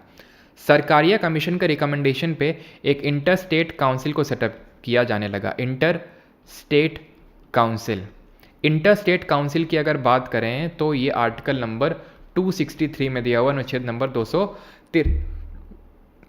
263 में दिया हुआ, यानी कि आपकी ये कैसी बॉडी हो जाएगी? ये आपकी कॉन्स्टिट्यूशनल बॉडी हो जाएगी। और ये इसमें का इसके अगर हम बात करें कॉम्पोजिशन की तो इसमें प्राइम मिनिस्टर होता है चेयरमैन, ठीक है, प्राइम मिनिस्टर होता है इसमें चेयरमैन। और हाँ, इसको मतलब फॉर्म कौन करता है? इसको गठन इसका राष्ट्रपति करता है, और जब ज़रूरत होती तब करता है, ऐसा नहीं कि हर 5 साल में सेटअप किया जाएगा ही जाएगा। ठीक है, तो प्राइम मिनिस्टर चेयरमैन हो गया। सीएम होते हैं of all states, of all states होते हैं इसमें, और ऑल स्टेट और यूटीज़ जहाँ पे लेजिस्लेटिव असेंबली है। कौन कौन सी यूटीज़ में लेजिस्लेटिव असेंबली ज़रा बताइए? और 6 मिनिस्टर्स ऑफ कैबिनेट रैंक जिनको कि प्राइम मिनिस्टर नॉमिनेट करेगा। 6 मिनिस्टर्स ऑफ कैबिनेट रैंक जिनको कि सर एनटीपीसी की वैकेंसी इंक्रीज़ होगी क्या? हो तो सकती है। अब ट्विटर कैंपेन आज हुआ था, मैंने ज़्यादा ऑब्जर्व तो नहीं किया, लेकिन शायद हो। ठीक है, तो सीएम ऑफ ऑल स्टेट। और यूटीज़ कहाँ पे? यूटीज़ आपकी दिल्ली में है। एक तो मतलब लेजिस्लेटिव असेंबली किस यूटी में, तो एक तो दिल्ली में आपको देखने को मिलेगी, अभी जल्दी जम्मू कश्मीर को भी एक लेजिस्लेटिव असेंबली आपको मिल जाएगी। ठीक है, तो ये चीज़ है। और कुछ यहाँ पे? और कुछ नहीं है। ठीक, आगे बढ़ते हैं। हाँ, एक चीज़ ये ध्यान रखना कि इंटर स्टेट काउंसिल तो कॉन्स्टिट्यूशनल बॉडी है, क्योंकि आर्टिकल 263, और यहाँ ये पार्ट मैंने पूछा था, तो पार्ट नंबर 11 ऑफ कॉन्स्टिट्यूशन है, तो ये तो कॉन्स्टिट्यूशनल है। लेकिन जो जोनल काउंसिल होती हैं वो कॉन्स्टिट्यूशनल नहीं है। जोनल काउंसिल होती हैं ये कॉन्स्टिट्यूशनल नहीं है, इनको स्टेट्स रीऑर्गेनाइजेशन एक्ट से बनाया गया था, 1956 का जो एक्ट था, तो उसके बेसिस पे बनाया गया था। तो ये कॉन्स्टिट्यूशनल ना होकर स्टैट्यूटरी है, क्योंकि एक्ट से बनी थी ये। इसका जो चेयरमैन होता है वो होम मिनिस्टर होता है। कौन होता है? होम मिनिस्टर होता है। 5 हैं, 5 जोनल काउंसिल हैं, और एक नॉर्थ ईस्ट की अलग से है वो। Which state is the largest producer of gold in India? Bharat में सोने का सबसे बड़ा उत्पादक राज्य कौन सा है? तो ये कौन सा है? कर्नाटक। क्यों? क्योंकि कर्नाटक में हमें इंपॉर्टेंट माइंस देखने को मिलती हैं, जैसे कि आपने कोलार गोल्ड फील्ड सुना होगा। अब ये तो फंक्शनल नहीं है, बंद हो चुकी कोलार गोल्ड फील्ड। ठीक है, एक टाइम पे इसको मिनी इंग्लैंड के नाम से जाना जाता था, और पूरे वर्ल्ड की ये दूसरी सबसे डीपेस्ट माइन भी थी अपने टाइम की। अभी तो बंद है पूरी तरह से। हुट्टी गोल्ड माइंस, ठीक है, हुट्टी गोल्ड माइंस है। अच्छा, कर्नाटक में ये कुद्रेमुख माइंस, लेकिन ये गोल्ड से नहीं है, ये जो आपके आयरन से हैं एसोसिएटेड, कुद्रेमुख आयरन से। अच्छा, मुझे ये बताइए कि जो गोल्ड है इसका सिंबल तो आई थिंक पता ही होगा सभी को, AU, ये किस पर्टिकुलर केमिकल में डिजॉल्व हो जाता है? ये बताना है आपको। और ये बताना है कि गोल्ड जो होता है, 1 ग्राम गोल्ड कितना ज़्यादा डक्टाइल होता है। इसको अगर हम खींचे तो कितना लंबा तार बन जाएगा, क्योंकि डक्टिलिटी का मतलब ये होता है कि आप किसी मेटल को खींच के लंबे तार बना सकते हो उसके।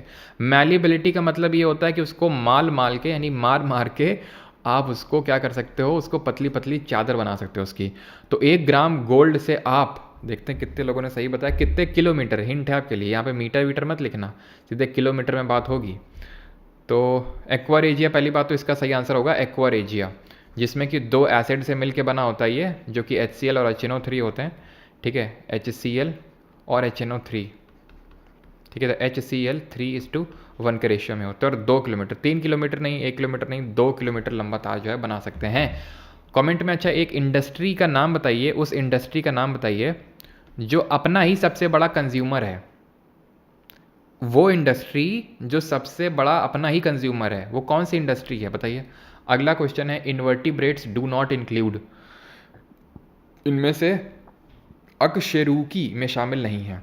तो इंडस्ट्री आपकी जो केमिकल इंडस्ट्री, जिसको फार्मास्यूटिकल इंडस्ट्री भी बोल सकते हैं, क्योंकि ये केमिकल इसका रॉ मटेरियल होता है और केमिकल लेके वो केमिकल ही बनाता है। तो जो केमिकल रॉ मटेरियल भी है और केमिकल फाइनल प्रोडक्ट भी है, तो इसलिए इसको हम बोलते हैं ये। इनवर्टिब्रेट्स क्या होते हैं? जो वर्टिब्रेट्स नहीं होते हैं। तो वर्टिब्रेट्स कौन होते हैं? वर्टिब्रेट वो होते हैं जिनमें हमें देखने को मिलता है नोटोकॉर्ड। नोटोकॉर्ड क्या होता है? एक रॉड लाइक स्ट्रक्चर होता है, जैसे कि हम में क्या होता है, ह्यूमंस में एक रॉड लाइक स्ट्रक्चर होता है जिसको कि क्या बोलते हैं, स्पाइनल कॉर्ड बोलते हैं। तो ये किस फाइलम से बिलोंग करते हैं? इनको हम बोलते हैं चोरडेटा, ठीक है। कोरडेट्स इनको बोलते हैं, कोरडेट्स बोलते हैं। तो कोरडेट करके फाइलम होता है जिसमें नोटोकॉर्ड देखने को मिलता है, रॉड लाइक स्ट्रक्चर, तो वर्टिब्रेट्स उनको बोलते हैं। जो नहीं होते हैं वो इनवर्टिब्रेट्स कहलाते हैं। तो अगर हम बात करें रेप्टाइल्स, तो रेप्टाइल्स तो सर इसी में ही आते हैं नोटोकॉर्ड में, तो ऑप्शन नंबर बी ये आपके इन्वर्टिब्रेट्स नहीं होंगे। कमेंट में आपको बताना है रेप्टाइल्स में कितने चैम्बर का हार्ट होता है। रेप्टाइल का मतलब हिंदी में होता है सरीसृप, जैसे कि सांप हो गया, मगरमच्छ हो गया, ये सब रेप्टाइल होते हैं। मोलुस्का क्या होते हैं? गोलू मोलू होते हैं। गोलू मोलू मतलब छुओगे तो गुदगुदी सी मचेगी, जैसे कि ऑक्टोपस बाबा हमारे, ऑक्टोपस हो गए, स्नेल हो गए, सी एनिमोन हो गए,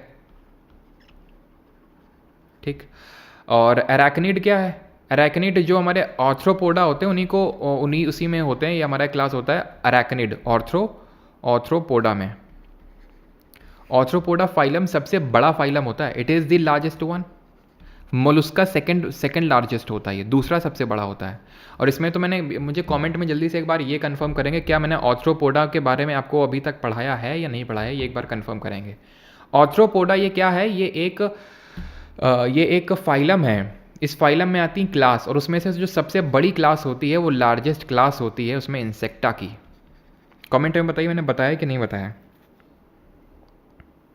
ये मैंने बताया कि नहीं। बाकी अगर हम बात करेंगे स्पाइडर या ऑर्थ्रोपोडा में आएगा, स्नेल तो मैंने आपको बता ही दिया, सॉरी स्नेल के साथ मैंने सी एनिमोन भी लिख दिया क्या? सी एनिमोन इसमें नहीं होगा, वो निडेरिया में जाएगा आपका। निडेरिया मतलब ये रहा निडेरिया, यानी ये सी एनिमोन आपका जाएगा जेलीफिश के साथ, ठीक है, माय बैड।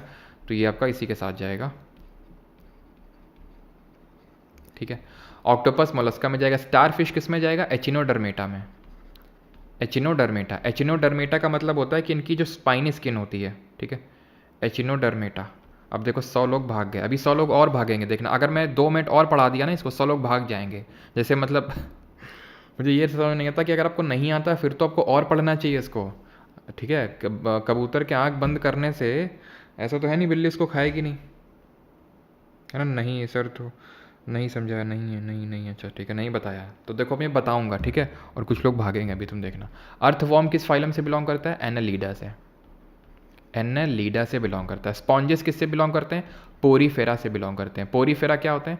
पोरीफेरा जिनमें कि पोर्स देखने को मिलते हैं। खैर समझ में आया तो ठीक, नहीं तो छोड़ो। ऑर्थ्रोपोडा के बारे में समझो या तो मत समझो, अब तुम्हें हम अगले लेक्चर में ही पूरा ढंग से बताएंगे, जिसमें कि हम पहले तो एक क्वेश्चन उठाएंगे जिसमें पहले तो पूरा ऑर्डर बताना पड़ेगा। नहीं ऐसे रैंडम बताएंगे तो रैंडम समझ में तो आ जाएगा, लेकिन सबको समझ में नहीं आएगा जिनको ये हवा नहीं है, जिनको पढ़ाई नहीं है कभी, तो उनको लिए तो मैं यही एडवाइस करूँगा, सर्च करना plant and animal kingdom Parmar SSC, जो मैंने बैच में क्लास ली थी पिछली बार, उसको मैंने फ्री कर रखा है।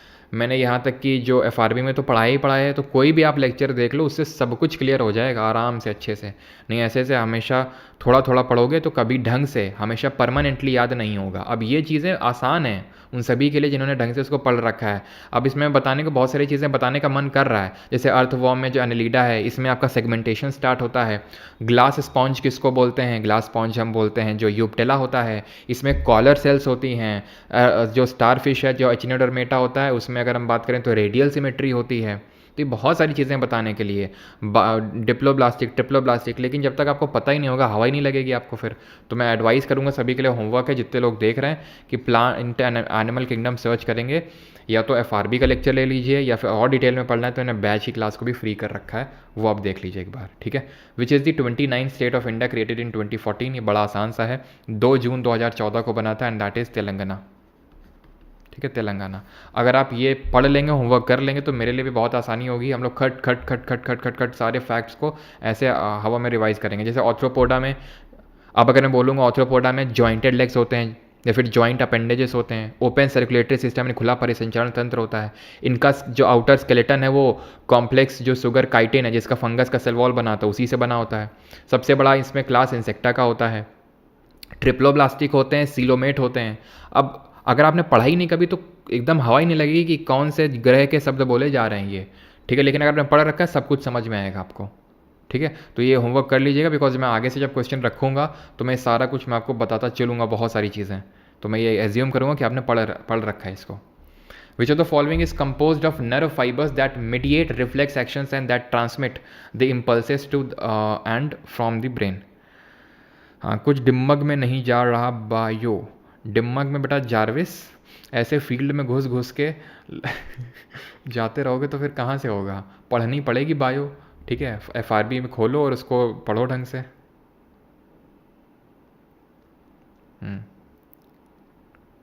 आर्थ्रोपोडा का खुला सीन दिखता है, बॉडी कवर, ठीक है। चलो पढ़ा है फिर भी भूल गए, अच्छा तो भूल गए तो रिवाइज करो फिर। तो विच ऑफ द फॉलोइंग, तो ये आपका स्पाइनल कॉर्ड होगा, ऑप्शन नंबर A, ठीक है। यही तो आता है आपका पूरा जो नर्वस सिस्टम होता है उसमें। अब ये क्या है, नर्वस सिस्टम में जैसे आपकी किडनी बनी होती स्पेशल सेल से जिसको नेफ्रॉन बोलते हैं, इसीलिए किडनी के डॉक्टर को नेफ्रोलॉजिस्ट बोलते हैं। नेफ्रॉन का एक अलग स्ट्रक्चर होता है, ऐसे ग्लोमेरुलर बोमेंस कैप्सूल होता है, यहाँ ग्लोमेरुलस होता है, वो सब पढ़ेंगे जब आएगा। तो अभी इसको फोकस करते हैं ना, न्यूरॉन को क्या होता है, न्यूरॉन होता है नर्वस सिस्टम जो पूरा बना होता है वो न्यूरॉन सेल से बना होता है। लेकिन ऐसा नहीं कि सिर्फ न्यूरॉन ही होता है, न्यूरॉन से ज़्यादा ग्लिया सेल्स होती हैं, ग्लिया सेल्स बोलते हैं इनको, जो न्यूरॉन के अंदर होती हैं। अब होता क्या, न्यूरॉन का स्ट्रक्चर आपको पता होना चाहिए बिल्कुल अच्छे से। पहले तो ये बताओ कि न्यूरॉन को स्ट्रक्चर को डिस्कवर किसने किया था, ब्लैक इंक रिएक्शन से। आप में से काफ़ी लोग इसको आंसर कर देंगे जो मुझसे पहले पढ़े हैं। ब्लैक इंक रिएक्शन, इससे डिस्कवर किया गया था, किसके द्वारा, तो ये थे आपके कैमिलियो गोल्गी, इन्होंने न्यूरॉन को स्ट्रक्चर की डिस्कवरी करी थी। अब न्यूरॉन का स्ट्रक्चर होता किस तरह से, डेंड्राइट जो कि हमारे हेयर लाइक स्ट्रक्चर्स हैं, और अंदर आओगे ये लाल लाल जो दिख रहा है इसको सेल बॉडी या फिर साइटन के नाम से जानते हैं। और इसी साइटन में ही छोटे छोटे छोटे छोटे छोटे छोटे ऐसा कुछ मिलता है जिसका नाम N से शुरू होता है, और वो प्रोटीन बनाता है। राइबोसोम प्रोटीन बनाता है ना, सेल में हम पढ़ चुके हैं। यहाँ राइबोसोम की जगह ये होते हैं जिनका नाम N से शुरू होता है। बताइए वो क्या है। ये जो डंडी दिख रही है पूरी डंडी लंबी सी, इसको बोलते हैं एक्सन, ठीक है। ये एक्सन डंडी हो गई। अब इनमें जो नीला नीला दिख रहा है इसको माइलिन शीथ बोलते हैं, और इनको जो बीच में गैप होता है उनको नोड ऑफ रैनवियर बोलते हैं। और जहाँ ये खत्म हो जाता है एक्सन, उसको एक्सन टर्मिनल, टर्मिनल क्या होता है, जहाँ पे जैसे नहीं बस वस आती हैं रुकती हैं तो उनको टर्मिनल बोलते हैं, तो वैसे ये एक्सन टर्मिनल है। अब ये एक्सन टर्मिनल पे कोई भी सिग्नल आएगा और ये दूसरे न्यूरॉन के डेंड्राइट को पास ऑन कर देगा। तो एक न्यूरॉन के एक्सन टर्मिनल और दूसरे के डेंड्राइट के बीच के गैप को क्या बोलते हैं, और इसको बोलते हैं निस्ल बॉडी। क्या बोलते हैं, निस्ल बॉडीज या फिर निस्ल ग्रैन्यूल बोलते हैं, जो प्रोटीन सिंथेसिस में हेल्प करते हैं। तो साइनैप्स उस चीज़ को बोलते हैं जो गैप होता है between neurons. Synapse is what, gap between nerve ending of one neuron and dendrite of another neuron. तो it is a gap between neurons, ठीक है। 25th क्वेश्चन देख लें, नॉट एन एबायोटिक कंपोनेंट। तो हमारे इकोसिस्टम में दो तरह के कंपोनेंट होते हैं, एक लिविंग और दूसरे नॉन लिविंग। एक को बोलते हैं बायोटिक जो लिविंग होते हैं, और दूसरे एबायोटिक। सर PDF कहाँ मिलेगा, PDF इसका परमार SSC टेलीग्राम पे, ठीक है। साइनैप्स बोलते हैं, सबका सही है। तो नॉट एन एबायोटिक कंपोनेंट, तो नॉट एन एबायोटिक का मतलब है बायोटिक कौन सा है, लिविंग कौन सा है, तो ग्रीन प्लांट है, option number D will be the correct answer. अब ये तो मैंने आपको पढ़ा ही दिया है कि भाई इकोसिस्टम टर्म किसने दिया है, तो जरा बताएंगे किसने दिया है। इकोलॉजी टर्म किसने दिया है, फादर ऑफ इंडियन इकोलॉजी किसको बोलते हैं, फादर ऑफ इंडियन इकोलॉजी किसको बोलते हैं, प्लस इकोलॉजिकल जो आपका पिरामिड है वो किसने दिया है, या फिर पिरामिड ऑफ नंबर किसने दिया है, इकोलॉजिकल पिरामिड ऑफ नंबर किसने दिया है, ये आपको बताना है जल्दी से। तो इकोसिस्टम टर्म किसने दिया है। तब तक अगला क्वेश्चन भी करेंगे। Where are the headquarter of OECD, कहाँ पे लोकेटेड है OECD का हेडक्वार्टर। और OECD क्या है, organ of economic cooperation and development. तो यहाँ पे ये किसने दिया, तांसले ने। ये दिया है इकोलॉजी, ये दिया है क्या बोलते हैं, अर्नस्ट हैकल ने। कब, 1866 में दिया है, साल याद रखना 1866। यूकोलॉजी करके इन्होंने टर्म दिया था, यूकोलॉजी, ठीक है, इस तरह से 1866 में। फादर ऑफ इंडियन ये बोलते हैं रामदेव बाबा जो है हमारे, रामदेव मिश्रा जी, ठीक है। और ये जो है हमारे कार्ल लिंडेमैन, ठीक है, लिंडेमैन है ये, जिन्होंने दिया था ये। क्लियर, आगे आगे बढ़ते हैं। तो OECD का हेडक्वार्टर कहाँ पर लोकेटेड है। तो OECD का मैंने फुल फॉर्म बताया आई थिंक। तो OECD का फुल फॉर्म होता है organ of economic cooperation and development. तो OECD के हेडक्वार्टर की अगर बात करें तो ये पेरिस फ्रांस में है, ऑप्शन नंबर बी। और वियना ऑस्ट्रिया में किसका हेडक्वार्टर है, तो वियना में है, वियना में ये ऑस्ट्रिया में ओपेक का हेडक्वार्टर। ओपेक क्या है, oil and petroleum exporting countries. Recent में एक कंट्री थी जिसने ओपेक की मेंबरशिप को छोड़ा है, करंट अफेयर में पूछ सकता है, इसको बोलते हैं अंगोला। जेनेवा स्विट्जरलैंड में हमें पता है किसका है, WHO, WTO, ILO। हेडक्वार्टर से भी क्वेश्चन रिपीटेड आप देख रहे हैं हर शिफ्ट में, ठीक है। तो इन सब का WMO, जिनमें ओ करके ख़त्म हो रहा है। वॉशिंगटन DC में IMF और वर्ल्ड बैंक का है। IMF world bank Brayton would conference 1944 से बने थे, ठीक है। लौसाने स्विट्जरलैंड में किसका हेडक्वार्टर है, और ज्यूरिच स्विट्जरलैंड में किसका हेडक्वार्टर है। तो लौसाने में है आपका इंटरनेशनल ओलंपिक कमेटी, और ज्यूरिच में रिच लोग फुटबॉल खेलते हैं, तो फीफा का हेडक्वार्टर यहाँ पे। अगला है हु फाउंडेड, और बाकी तो हम पहले देख चुके हैं। इंटरपोल लियोन फ्रांस में है, ICJ international court of justice का द हेग नेदरलैंड्स में। बेसिक सा क्वेश्चन है, हु फाउंडेड स्लेव डायनेस्टी, ठीक है, इसको भी हम कर ही चुके हैं, लेकिन रिवाइज कर लेते हैं एक बार कि कुतुबुद्दीन ऐबक ने स्लेव डायनेस्टी को फाउंड किया था। कब फाउंड किया था, 1206 में फाउंड किया था। कैसे फाउंड किया था, तो हमें पता है कि जो मोहम्मद गौरी है इसने इंडिया पर अटैक किया, 2 बैटल्स लड़े मेनली, वैसे तो 3 थे मेन, वैसे तो और भी लड़े थे, जैसे कि इसको तो पहले एक क्वीन नैकी देवी करके थी, उन्होंने इसको हरा दिया था, ठीक है। क्वीन नैकी देवी, पूछता है कि एक कौन सी क्वीन थी जिन्होंने मोहम्मद गौरी को हराया। देन हमें 1191 और 1192 में जो तराइन के बैटल हुए है ना, बैटल ऑफ तराइन, ये फर्स्ट बैटल ऑफ तराइन है, ये सेकंड बैटल ऑफ तराइन है। इसमें किसकी जीत हुई, पृथ्वीराज दी थर्ड की जीत हुई। वो पृथ्वीराज चौहान नहीं लिखता, पृथ्वीराज थर्ड लिखता है, तो इनकी जीत हुई। जो सेकंड बैटल ऑफ तराइन था इसमें मोहम्मद गौरी की जीत हो गई। इसके बाद होता है 1194 में बैटल ऑफ चंदावर, चंदेरी होता है 1528 में मेदिनी राय और बाबर के बीच में, जिसमें बाबर जीतता है। ये बैटल ऑफ चंदावर है जिसमें कि मोहम्मद गौरी और राजा जयचंद के बीच में ये जो है बैटल होता है, और आप जानते हैं कौन जीतता है, मोहम्मद गौरी ही जीतता है इसको, ठीक है। और क्या आपको पता होना चाहिए, तो ये जीत जाता है। ये अपने स्लेव्स, अपने गुलाम को छोड़ के जाता है। तो जैसे एक गुलाम था जिसने कि नालंदा यूनिवर्सिटी को डिस्ट्रॉय कर डाला, जिसका बोलते हैं बख्तियार खिलजी, अलाउद्दीन खिलजी नहीं, बख्तियार खिलजी, ठीक है। और एक यहाँ पे था कुतुबुद्दीन ऐबक, तो उसी ने यहाँ पे फाउंड किया 1206 AD में। और कुतुबुद्दीन ऐबक को हम जानते हैं किस नाम से, इसको हम जानते हैं लाख बख्श, गिवर ऑफ लैक्स के नाम से। इसने कुतुब मीनार का कंस्ट्रक्शन स्टार्ट करवाया था अपने गुरु कुतुबुद्दीन बख्तियार काकी के नाम पे। कुतुब मीनार की हाइट कितनी है और इसमें कितने स्टोर है, कितने माले हैं, ये बताएंगे आप। और फिर इसको कंप्लीट करवाया था इसके ही गुलाम और इसके दामाद इल्तुतमिश ने, और उसमें एक ऊपर का माला बनवाया था फिरोज शाह तुगलक ने, FST ने। इसने बनवाया था कुतुब मीनार के बगल में ही, उसको बोलते हैं क्या, उसको हम बोलते हैं कुव्वतुल इस्लाम। और 2.5 दिन का झोपड़ा उसने राजस्थान में बनवाया था। कुतुबुद्दीन ऐबक की जो डेथ हुई थी वो पोलो खेलते वक्त इसकी डेथ हुई थी, ये चीज़ आपको पता होनी चाहिए। और तो ऐसा कुछ इंपॉर्टेंट नहीं है, आगे बढ़ते हैं। हाइट की अगर बात करें तो इसकी हाइट कितनी है, रफली 72.5 मीटर है, और 5 इसमें स्टोरें हैं, 5 माले हैं। बाकी तो बलबन के बारे में क्या क्या पढ़ चुके हैं, तो बलबन ने एक मिलिट्री डिपार्टमेंट स्टैब्लिश किया था जिसको दीवाने अर्ज बोलते हैं, ठीक है। इसने खुद को अफरा सियाब का डिसेंडेंट बताया था। ज़िल्ले इलाही यानी शैडो ऑफ अल्लाह का टाइटल लिया था। सिजदा और पैबोस शुरू किया था। तुर्काने चहलगानी का सिस्टम इसने ख़त्म किया था। प्लस पारसी फेस्टिवल नवरूज़ की शुरुआत करी थी। इल्तुतमिश के बारे में क्या जानते हैं, इक्ता प्रणाली की शुरुआत करी थी। 1236 से लेके इसका 1210 से लेके 1236 तक इसका शासन रहा था। सिल्वर कॉइन टंका और कॉपर कॉइन जीतल इसने शुरू किया था। इसी की बेटी थी रजिया सुल्तान, और इसी के टाइम पे ही किस एक शासक ने इंडिया पर अटैक किया था, मतलब अटैक पूरी तरह से तो नहीं किया था, इसने उसको रेजिस्ट कर लिया था, वो कौन था, इसका नाम आपको बताना है। रजिया बेगम आप जानते हैं 1236 से लेकर 1240 तक इसका रूल रहता है रजिया बेगम का। विच of the following is a metalloid, निम्नलिखित में से कौन सा अर्ध धातु है। मेटेलॉइड का मतलब होता है जो पूरी तरह से मेटल भी नहीं और पूरी तरह से नॉन मेटल भी नहीं है, बीच में है ये। तो ये हमारी पीरियोडिक टेबल है। हमारी मॉडर्न पीरियोडिक टेबल में टोटल कितने एलिमेंट्स हैं ये आप कमेंट में बताएंगे। हम थोड़ा सा इसका बेसिक समझते हैं। आई थिंक अभी पीरियोडिक टेबल के बारे में हमने ज़्यादा डिटेल में नहीं पढ़ा है, लेकिन हम आगे के लेक्चर्स में पीरियोडिक टेबल की डिटेल में जाएंगे। चंगेज़ खान सबका सही उत्तर है। इल्तुतमिश चंगेज़ खान ने जब इंडिया पर अटैक किया था तो यहाँ पे दिल्ली सल्तनत में इसी का रूल था, इल्तुतमिश का। और एक चीज़ ध्यान रखिएगा कि स्लेव डायनेस्टी से पहले यहाँ पे चौहान डायनेस्टी थी, और चौहान डायनेस्टी से पहले तोमर डायनेस्टी थी। पूछता है कि पृथ्वीराज चौहान या फिर पृथ्वीराज थर्ड से पहले कौन यहाँ पे रूलर था, तो अंगपाल करके ध्यान रखिएगा, ठीक है। अंगपाल तोमर ये थे, तोमर डायनेस्टी यहाँ पे रूल कर रही थी, तो ये पूछता है क्वेश्चन।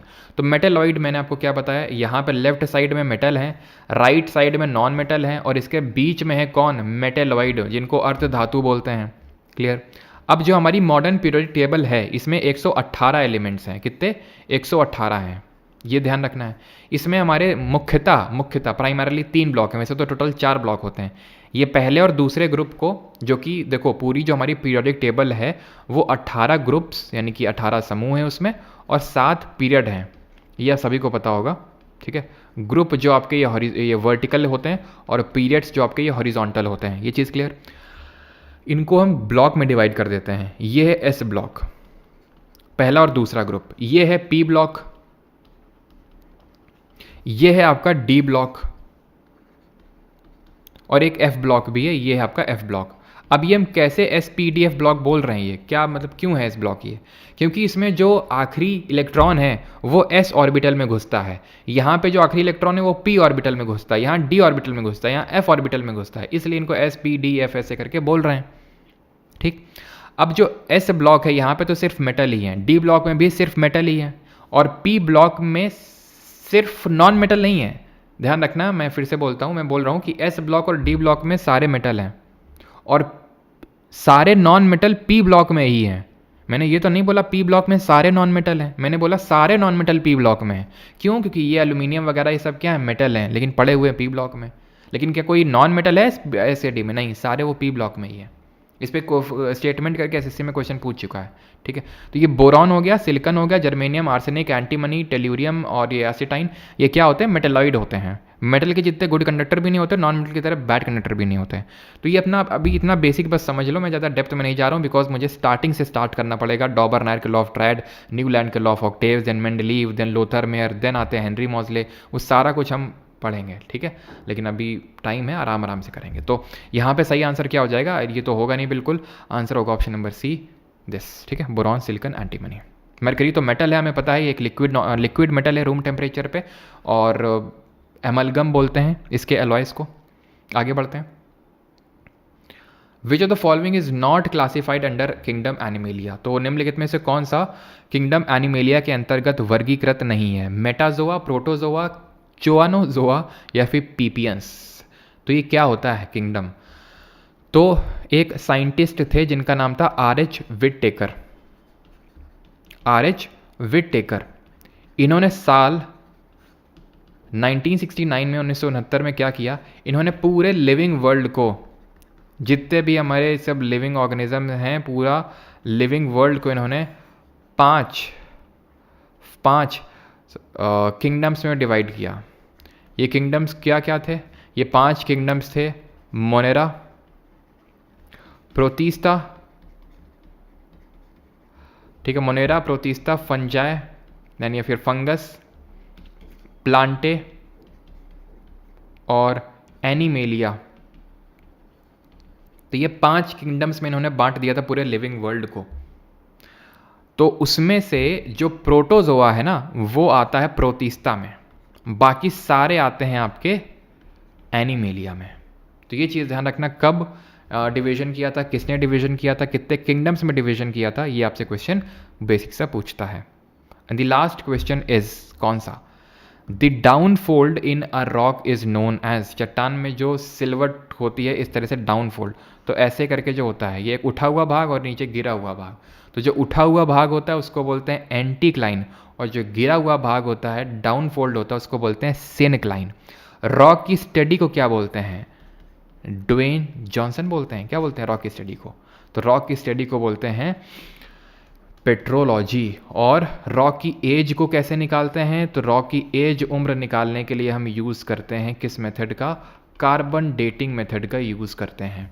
रॉक के बारे में हम आगे लेक्चर्स में पढ़ेंगे, igneous rock, metamorphic rock, sedimentary rock, किस में फॉसिल्स होते हैं वो सब कुछ, नहीं तो फिर ज़्यादा ही हैवी हो जाएगा। तो आज के लिए इतना ही रखते हैं, ठीक है। वो 1.5 घंटा हम लोग का हो चुका है। अब आपकी 8:30 बजे होगी किसकी, कंप्यूटर की क्लास। Thank you. और ये अच्छी बात है कि जितने लोग थे इस क्लास के स्टार्टिंग में उतने एंड तक बने रहें, that is a good thing, that means you are a serious student, serious candidate, ठीक है।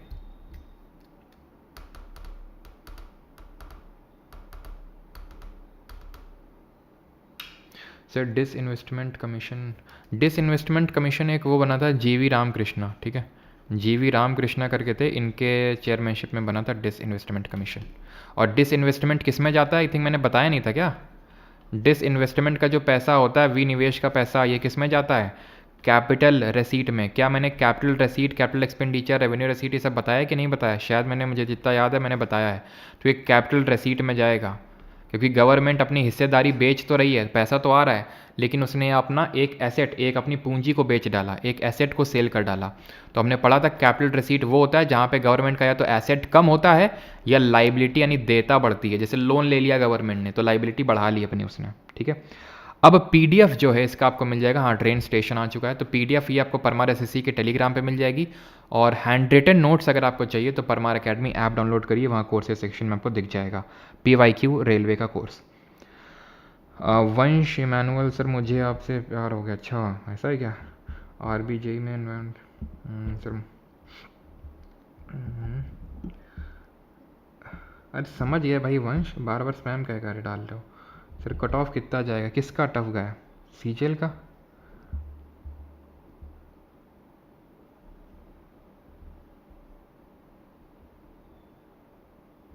सर आज सेकंड शिफ्ट में एग्ज़ाम था, हिस्ट्री के सारे क्वेश्चन आपके वन शॉट से आए थे, पर सर तबीयत ख़राब होने की वजह से एग्ज़ाम ख़राब हो गया। अखिलेश यादव, अच्छा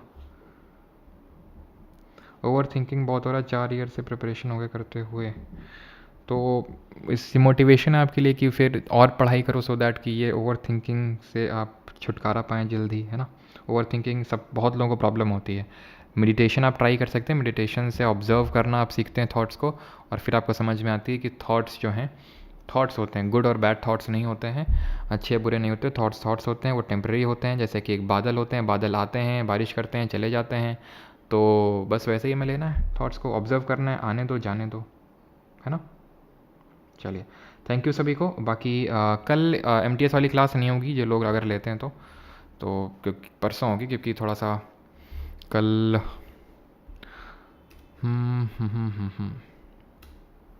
चलिए थैंक यू सभी को, मिलते हैं परसों, धन्यवाद। क्या पित्रा दिवरा स्टाइल ये शाहजहाँ लाए थे, हाँ अच्छा, वो हुमायूं में जो मैंने पूछा, तो हुमायूं का मैंने जो पूछा था कि कौन सा स्टाइल ऑफ आर्किटेक्चर है, तो उसको 4 बाग बोलते हैं। हुमायूं का अगर आप देखेंगे तो 4 बाग ऐसे करके, ताजमहल भी 4 बाग स्टाइल ऑफ आर्किटेक्चर में बना हुआ, मैंने आपको बताया था। 4 बाग जो स्टाइल ऑफ आर्किटेक्चर है मुगल से लेके आए थे, ठीक है। कंप्यूटर की क्लास यहीं पे होती है, यूट्यूब पे 8:30 बजे होगी अभी, तो